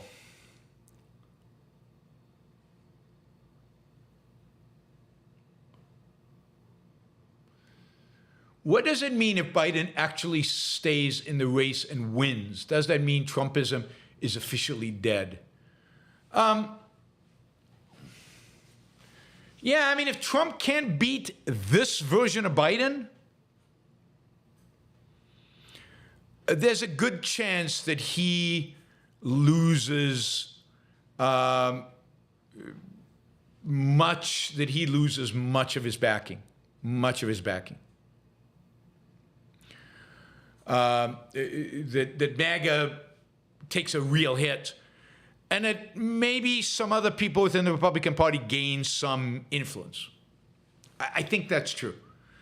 But I was surprised at how well Trump survived losing last time. And if he can get away with the lie that the election was stolen, then maybe it doesn't have an impact. Luke says, it's 80% of my savings. I don't expect to take it out for 10 years. I guess I'll stick to Robinhood app for now. But Robinhood app is just a means. It's just, you know, you use Robinhood app to do what is the question. And here's what I would do if I had $100,000 and it was 80% of my savings. I would find either a cheap mutual fund or ETF that invested in value stocks, and I would put, I don't know, 50% in that and 50% in a S&P 500 index. But I would definitely put the weighting on what do you call it? A value fund. You can use Vanguard; they're pretty cheap index funds. You can also use the ETFs; they're very cheap as well. And there are ETFs that I would not invest in an AI ETF. Past performance is no indication of future performance. And, so I wouldn't invest in an AI ETF. And I would diversify, which means something like the S&P 500 or maybe the Russell 2000. And I would put half of the money in a value fund, in a fund that invests in value stocks.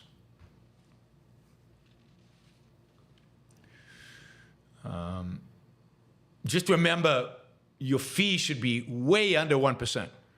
They should be something like 0.1 to 0.2%. And that's why Vanguard is good, because it's really low. And it's why ETFs are good, because they're typically very low. But check what the fees are. You don't want to pay more than 0.2%. Hopper Campbell, I'm not sure if it's completely justified to blame Netanyahu for October 7th or FDR for Pearl Harbor. These leaders don't have crystal balls. I'm sure most of the reports they received are speculative and fruitless.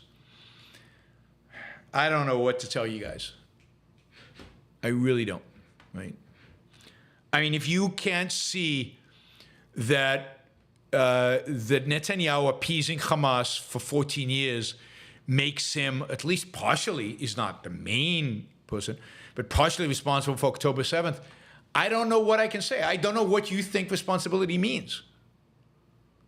I don't see how you cannot be responsible. I mean, he's much more responsible than FDR is for Pearl Harbor, because Israel was in a state of war with Hamas throughout the entire premiership of Netanyahu, which is not true of FDR.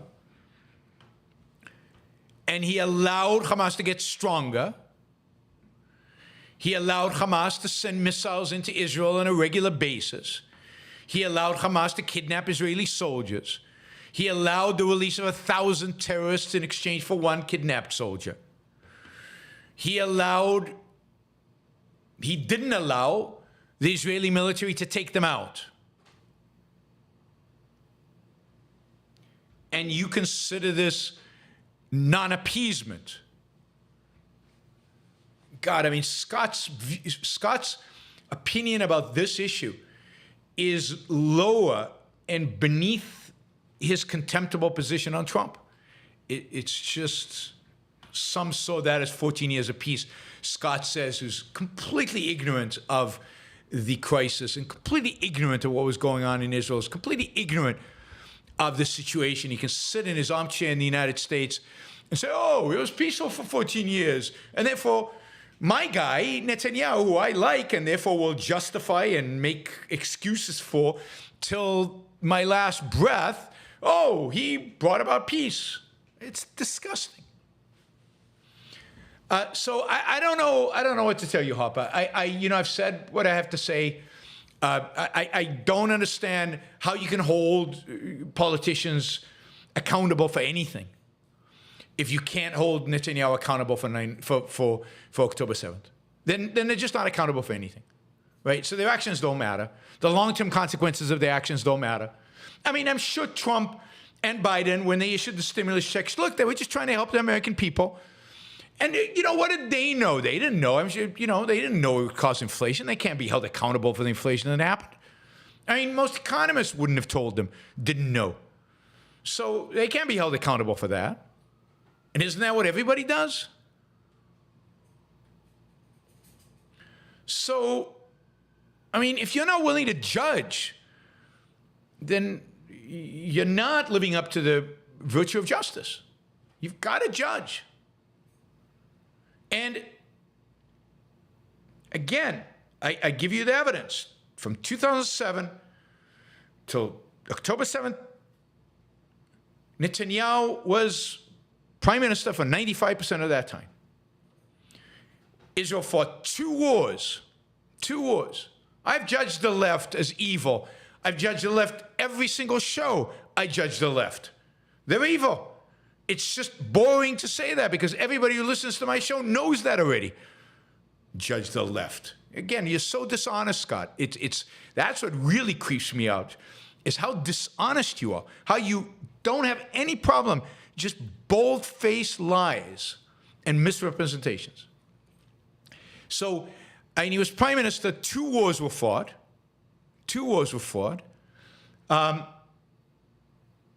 That he lost. 3 wars, if you count the war in Lebanon. He allowed money to go into Gaza Strip. He allowed Hamas to build the tunnels. He'd done nothing to stop the movement of weapons in from Egypt, which everybody knew was happening. And then there is some evidence that he ignored intelligence reports specifically about that. But it's not even the specific. It's about what they did for 15 years. Nothing. More than 15 years. So if your next door neighbor keeps, I don't know, next door neighbor is not a good example, but keeps threatening to rape your wife, and he keeps threatening to rape your wife, and and you stayed living there next door, and you don't do anything about it, you don't go to police, and you don't confront him, and you don't beat him down, and then he rapes your wife, are you somewhat responsible for it? Yeah, you are. I mean, not as responsible as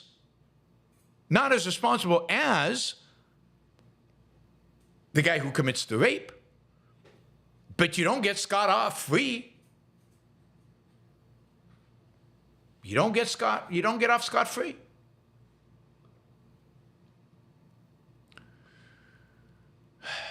John, I see the rush that Russia wants to double tax on its citizens with dual nationalities and require citizens living abroad to renew visas in Russia and not at Russian foreign embassies. A new Iron Curtain. Yeah, I mean, they basically regret allowing all these young people to leave because they're running out of soldiers. I saw this statistic today that, where is it? I have it here. Oops, not that one. Yeah, there's an article in The Economist that is trying to estimate how many Russians have died. And by their estimates, about 2% of all Russian men aged between 20 and 50 have been killed or severely wounded. 2%. That's a lot of people. 2%. So they need bodies. They need bodies. There's only so long that you can keep doing this.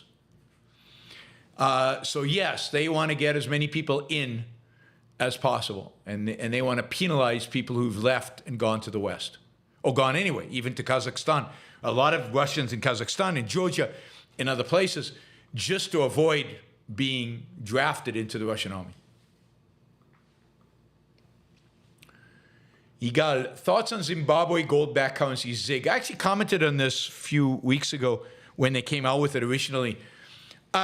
You know, if it truly is gold-backed, if you trust the Zimbabwean central bank that it is gold-backed, then it's great. But I don't trust them. If they need, will they print more gold-backed currency than they have gold in their vaults? Yeah, I think they will. Will they cheat? Yeah, I think they will. So I doubt that it's real and enforceable. Remember, this is the same, basically the same regime that's brought us tens of thousands of % inflation. It's the same regime that has confiscated private property. It's the same regime that has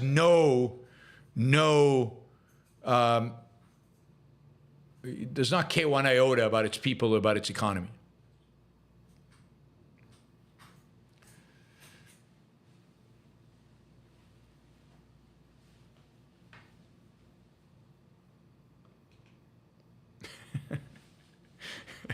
Now Scott is a Democrat, a real Democrat. The voters have spoken. The Israeli voters kept electing Netanyahu, so they must be right. How could they be? How could voters be wrong? I mean, the voters voted Biden in. He must be a great president. So they can't be wrong. So, voters have spoken. You can't, I mean, the sheer idiocy of this guy is mind-boggling. And I know I'm supposed to ignore him and not say anything, but it's just so illustrative. Luca says, thank you for your answers. Thank you, Luca. Thank you. Luke. I don't know why I'm calling you Luca. It's Luke. Thank you, Luke. I appreciate it. All right. We have a bunch of $10 and $5 and $2 questions. So let's get on with these. John has a long question. John has a 3-part question. I saw a commercial for tequila where The Rock was saying that real magic comes from things like calloused hands and basically digging in the dirt. I get that productive activity is where magic comes from, but wouldn't you agree that these ideas act to belittle the productive effort of the mind and put the more mindless labor on a pedestal? In my opinion, a calloused mind, or in other words, knowledge, is where the real magic comes from. Absolutely. I mean, basically, that approach, which now, again, it seems to dominate our culture, and it has for a long time. It's the idea that the worker with his hands, he's the real. That's Marxism. That is the labor theory of value, unfortunately, also held by John Locke and by Adam Smith. But by the time Marx held it, he should have known better. That is the idea that all production happens by muscle. That is pure materialism. That is a negation and what did you say? The rejection of where real value comes from, which is the mind. Ayn Rand talked about it as mystics of the muscle. But here's the thing. There's nothing wrong with physical labor, right? But the reality is that 300 years ago and 10,000 years ago, that is 99.9% of human history, that's all we had was muscle. And even then, we had to build tools, and we had to create agriculture, invent agriculture. We had to do things that we had to use our mind. We had to use our mind, even back then. But the emphasis in human survival depended on muscle. It did. Beyond that limited capacity of the mind. And then something happened. Basically, the Industrial Revolution, the Scientific Revolution, and the Industrial Revolution, basically the Enlightenment. And suddenly we got rich, and we got rich because we liberated the human mind, because suddenly we discovered the real source of production, which is the mind.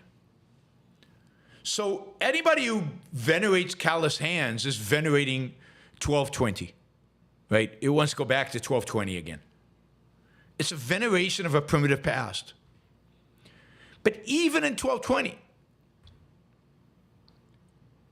people had to think in order to build wells to get water. People had to think in order to know which seeds to plant and which not. People had to think constantly. And that is ignored. So yes, I agree with your assessment completely. Andrew, you're right for not tying Biden's Melchitt decline to immorality. I just claim there is no way these lifelong politicians are getting away scot-free psychologically from what it takes to make it. I agree, but I think that affects their happiness. And I talk about this a lot, that they're unhappy. I don't know about their mental acuity, because mental acuity vis-a-vis a politician. Because you've got a lot of old politicians, you've had people sit in the Senate well into their 90s who were still competent and capable to the extent that they were ever competent and capable. But, but they were miserable and they were pathetic. Little leeches. But let's not attribute it to a particular phenomenon, a disease, a particular disease, let's say. Shazbat, doing the same thing we've done 18 times before will be exactly the last thing you'll expect us to do this time. This is Blackadder Goes Forth. So that's another Blackadder. This is the saddest Blackadder season. It's the fourth season is set in the trenches of World War I. And it's super funny and super sad and super anti-war. Very well done. Very, very well done. Doing the same thing we've done 18 times before will be exactly the last thing they'll expect us to do this time, just as they storm out of the trenches and get mowed down by the Germans. It's a great quote. Thank you, Shazbat. All right, Apollo Zeus. In sequence, 1 me, 2 Ayn Rand, 3 Aristotle. Who is number 4 in terms of great minds? Oh, I don't know. I mean, you've got a long list. You've got Newton. You've got a number, probably Darwin. You've probably got a number of other. Darwin certainly is up there. You got a number of great scientists: Maxwell, Einstein, and in philosophy, Peikoff. So, and it depends what you mean by great minds. Just sheer brain power, and then you've got yourself as number 1. So it's not particularly strong. Did I mention Newton? I think I mentioned Newton. But Newton should definitely be up there. Florida Nick says, in your experience, is European food better than American food? Does USA really put more chemicals in the foods? What's your thought on USA food versus EU? I'd say European food generally is tastier than American food. And I think the reason is that Americans are far more obsessed with fast food and with flavors that are just not that interesting or good.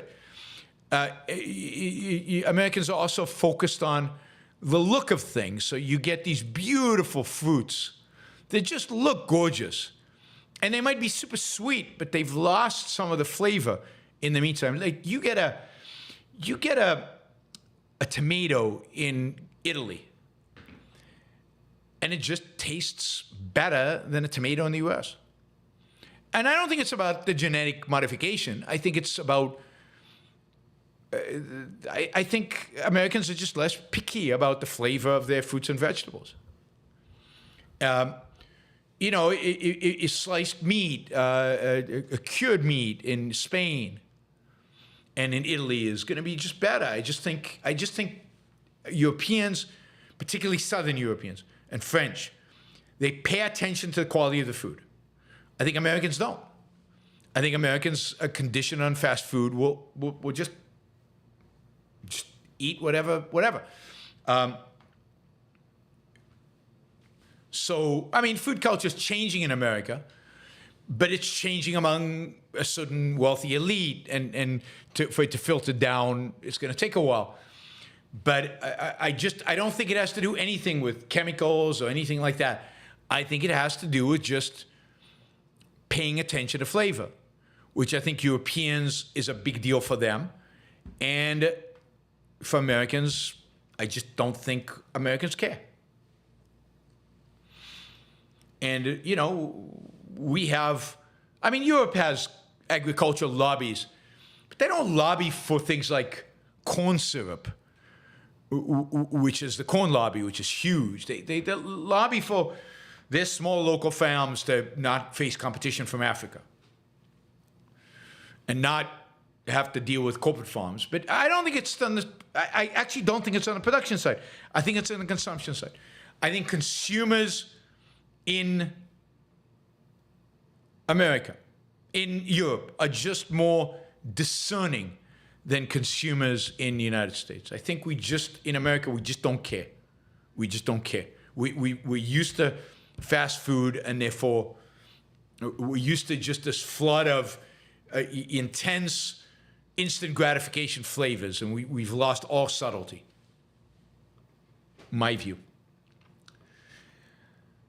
Evitki, something like that. How does one differentiate between the price changes that come from one, inflation, two, a key production cost, energy, going up that leads to general price increases? Well, what you would see if energy goes up, and in a sense, everything that uses energy, the costs will go up. What you would see is not all prices going up, because profit margins would probably go down. Competition would not allow prices to go up, even though some of their costs are up. People wouldn't buy it, right, if the cost went up, because people don't have any more money. And this is the difference. When you inflate the money supply, people have more money. So they're willing to pay higher prices. And then that signals to producers that people are willing to pay high prices. Let's raise prices. And prices go up, and people are still willing to. And this is why, by the way, profit margins go up. Because businesses can pass on the costs plus to the consumers, because consumers are willing to pay because they have more money. If just oil prices go up, I don't have any more money. So if I'm paying more for the gasoline that I buy, then I have to cut somewhere else. And that puts downward pressure on other prices. And overall prices wouldn't go up. Not for very long. Maybe there'll be one shock, but then the prices would adjust, because I wouldn't have the money to buy the stuff at the existing prices. So I wouldn't buy it. So they'd either buy less, or they'd have to lower their prices in order to get me to buy. Hopefully that answers the question. But if David sponsors a show on inflation, we'll get into more detail on that. Michael, when are you doing the show on Ayn Rand's essay, The Missing Link? It is long overdue. I know a lot of things overdue. I'm behind on other reviews. I thought I'd have all of them done by now. I'm behind on that essay and other essays I want to do. I will get to it. Friday is supposed to be the positive day, and I didn't do a positive topic today, so I'm behind. I'm still figuring out how to allocate my time to get these shows done every single day. Doing shows every single day is a lot of work. And then look how many questions you guys ask, which is great. Thank you. How does contemplating relate to religion? I find it comforting. Contemplation. Contemplation is just a form of introspection. I don't think it relates at all to religion. Why is contemplating religion? I mean, you can contemplate a painting. That's not religious. You can contemplate your own emotions. You can contemplate your own thoughts. So Yeah, contemplation is great. You should do it. Contemplate the world, nature, paintings. Contemplate just means focusing on and trying to absorb and trying to understand. Contemplate your own. But it's got nothing to do with religion. Michael, is altruism the reason assisted suicide is illegal? We're expected to sacrifice and suffer to take care of a relative with dementia. Letting them die is selfish, an easy way out. That's one. But also, it lets them off the hook. It places their happiness as primary. But why shouldn't they suffer? Suffer is part of life. Let them suffer. It's just a religion. It's not their life. It's God's life. God decides when you die. You don't get to decide. This is the argument against.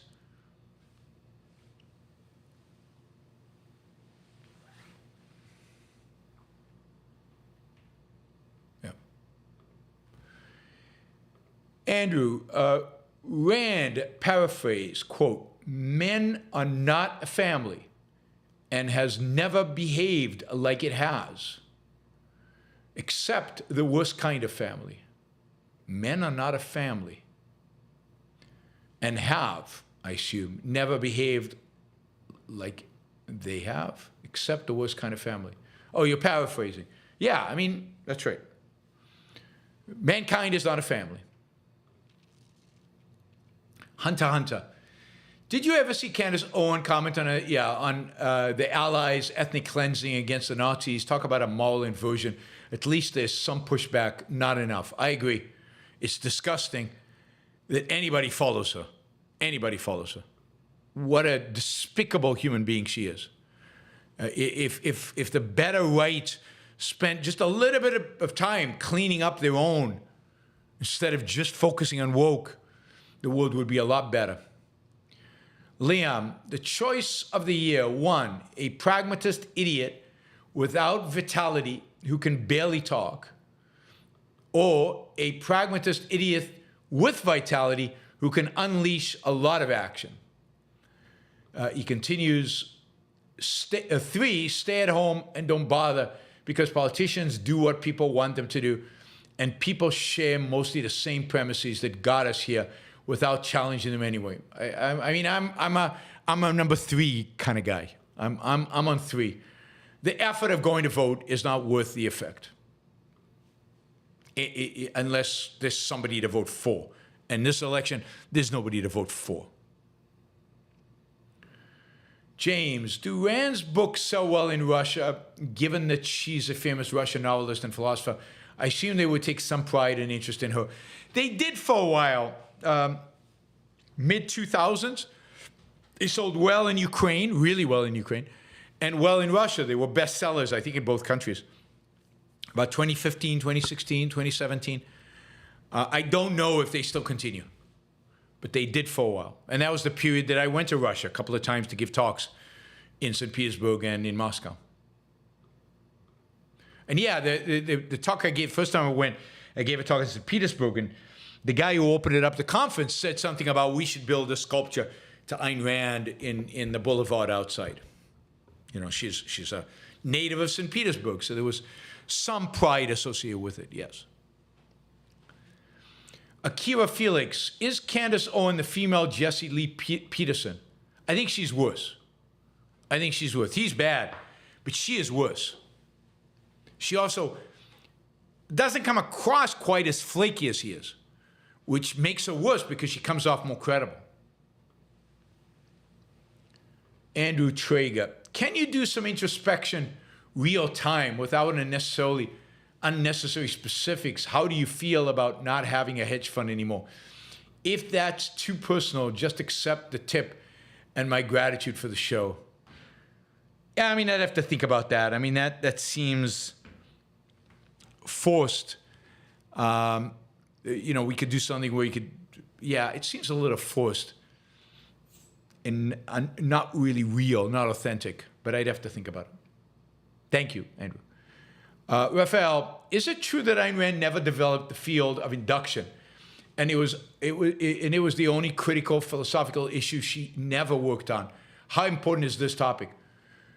I don't think it's true to say she never worked on it. I think she definitely had views in induction, and she viewed it as really, really important and really, really significant. There are sections in induction in Introduction to Objectivist Epistemology, in the section certainly with the discussion group afterwards. So I certainly don't think you can say she never worked on it. How important is this topic? Hugely important. All new knowledge is inductive knowledge, and understanding that process is crucial. Leonard Peikoff has a theory of induction and proposed a theory of induction. It's articulated in his course both objectivism through induction, but then induction in physics and philosophy, which he gave. And then in Dave Harriman's book, also has, Dave Harriman's book is basically Leonard Peikoff's theory of induction applied to physics. But then it gives a whole course about applying induction to both physics and philosophy. Not your average algorithm. You know when you walk into a room and you feel the energy of the room, what is that? It's not mysticism, but there is something, some energy in the context we don't understand scientifically. No, there's no energy. What you're sensing is you're taking in one glance, you're taking in people's behavior, their stance, whether they are radiant, whether they seem energized, or whether the place is dark and everybody's got their head down. And you're integrating that really, really fast, and that comes out as the place has energy or doesn't have energy. So it's a large integration based on the sense data that you're getting from people's behaving and their facial expressions and their movement in that very place. So it's an integration. It's a super fast integration. What's his name? I think it was Coleman. There's a book called Thinking Fast and Slow, which is fast thinking is this quick integration based on tons of experience and tons of knowledge that you have, that is stored in the subconscious, and you're taking advantage of all that, and you get a really quick response, and you know what it is. But it's not some new energy, some new thing. You're just responding to the evidence you're getting from your senses in that given point in time and place. Frank says, what's Israel reject a memorial to 30,000 dead Poles? I have no idea what that means. I have no idea what that refers to. You're going to have to spell it out. There seems to be some spelling errors there, but I don't know what it's referring to. I don't know what the incident is. Andrew, would it interest you to do a regular series covering Ayn Rand's essays, like one a month? I think we'd benefit from your take on that genius's material. Yeah, I mean, I think that would be fun to do. I think that would be interesting. Again, my main problem is I'm not organized. I need to get better organized to do these things. Apollo Zeus, Tommy Robinson was arrested in Canada. Your thoughts? I can't have thoughts on that basis. You have to provide me with a lot more information about what you're talking about, right? I don't know why he was arrested in Canada. Did he arrested because he robbed a liquor store? Was he arrested because he murdered somebody? Was he arrested because of something he said? And depending on why he was arrested, I'd have different things to say about it. I'd have different thoughts. So you have to give me, if you're asking questions, you have to give me some information. Otherwise, I don't know everything that's going on in the world, the context, what happened, why it happened, and all of that. I just don't. So you're going to have to help me out.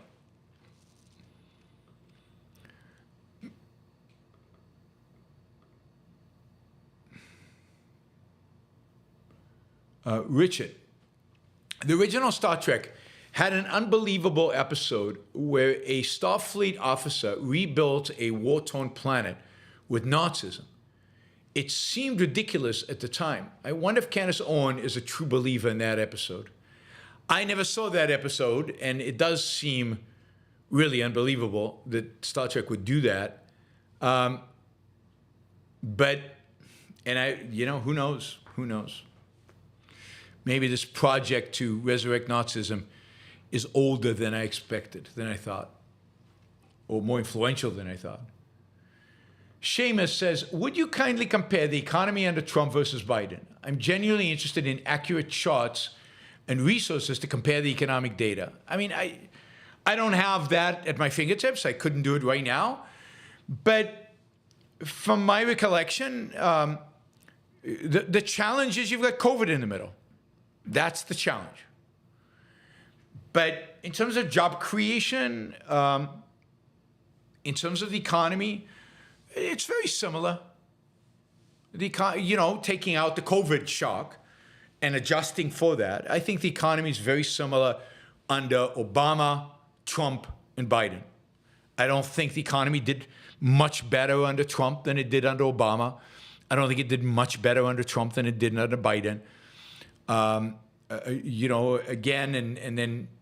So I was not impressed with the Trump economy. I didn't think it was particularly good. It wasn't awful, but I didn't think it was particularly good. And I wasn't impressed by, and I'm not impressed by anybody's economy, really. They've all been awful. So it's very difficult to compare economic data given the different things that are happening, right? How do you compare, COVID? Right? How do you compare COVID? So Reagan's economy was better. The best economy was Clinton's, because Clinton benefited from all the stuff that was done during Reagan, which was not mainly Reagan's responsibility, but mainly Wall Street, Milken, restructuring of American business, and Jimmy Carter is deregulation. But I'd say the best economy in post-World War II, or really the best economy since the 20s, was under Bill Clinton.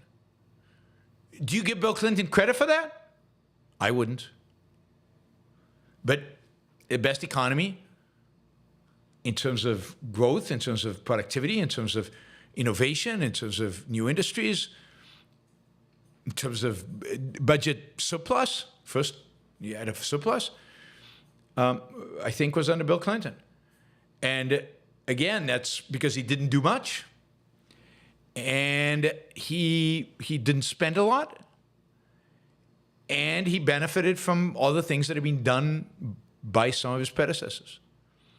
Reagan's economy was pretty good in the last 6 years. First 2 years were rough. Bush economy was bad. Bush Senior and then Bush Junior, not good. So yeah, I think Clinton. But that doesn't help you because you don't want it to be a Democrat. Seamus says, also, I am interested in great books, videos, to learn more about economics and finance. After economics, in one lesson, what would you recommend? And if you're really serious about it, if you really want to delve into it, I would recommend Mises, Human Action, his book on socialism, economic calculation. I would read as much Mises as you can tolerate. But Mises is the great genius in economics. Ludwig von Mises.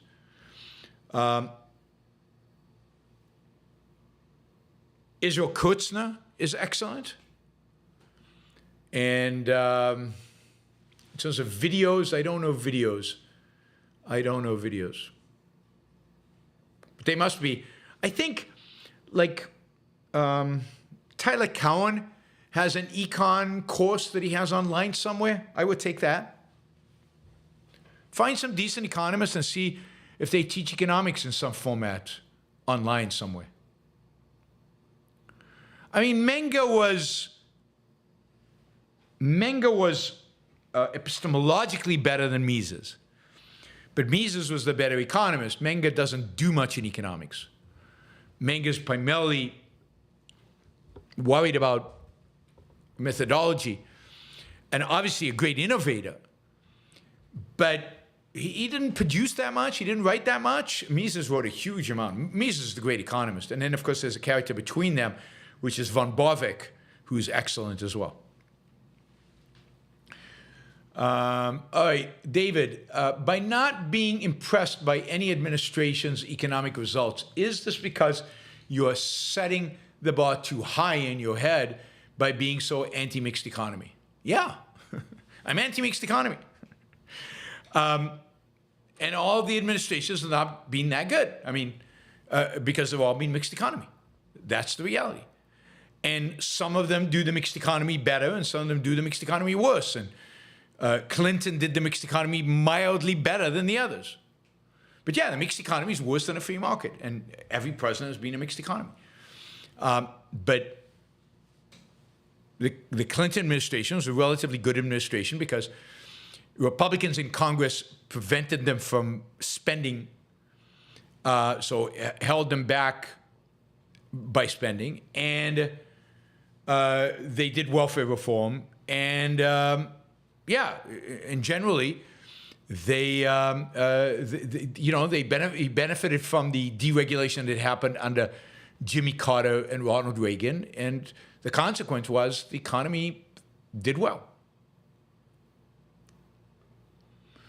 I mean, Shahzad, Star Trek Pattern of Force, it did not paint the Nazis in a positive light at all. The officer used the German system because he thought it was efficient, and that the oppression was something he could avoid. It didn't work. I see. That sounds better and more accurate. Jennifer also says, the Star Trek episode was critical of Nazis. Cook and co liberated the planet. Cool. Thank you, Jennifer. And Shahzad for correcting that. ARI released a clip in which Rand exhorts the importance of free speech and said to defend against dictatorship, the priority is to protect the freedom of speech. She'd be accused of leftism today. Well, even at the time, even more so at her time, because in her time, the left was the only people who defended free speech. And the right was very anti-free speech, even more so than today. So at the time, it was even starker. Today, everybody's anti-free speech, both left and right. At the time, it was the left that was pro-free speech. So in that sense, she would have been, at the time, accused of holding a leftist idea. Apollo Zeus asks who the coolest objectivist is. I don't know. I have no idea. There are a lot of cool objectivists. You should come to Ocon, and you can check it out yourself. Ocon is filled with cool objectivists. All right. Alex Epstein just had a baby. Not just, during Ocon. He had the baby during Ocon, which is super cool. Beautiful baby, too. I saw a photo. He sent me a photo. I will see you all. When will I see you? Oh, members. Member only show tomorrow, 2 p.m. Members only show tomorrow, 2 p.m. You can become a member between now and then and join us. It's only $4.99. And otherwise, I will see you all on Monday. See you all on Monday. Bye, everybody. Thanks. Thank you. We blew away our goal today. That was great. Really appreciate it.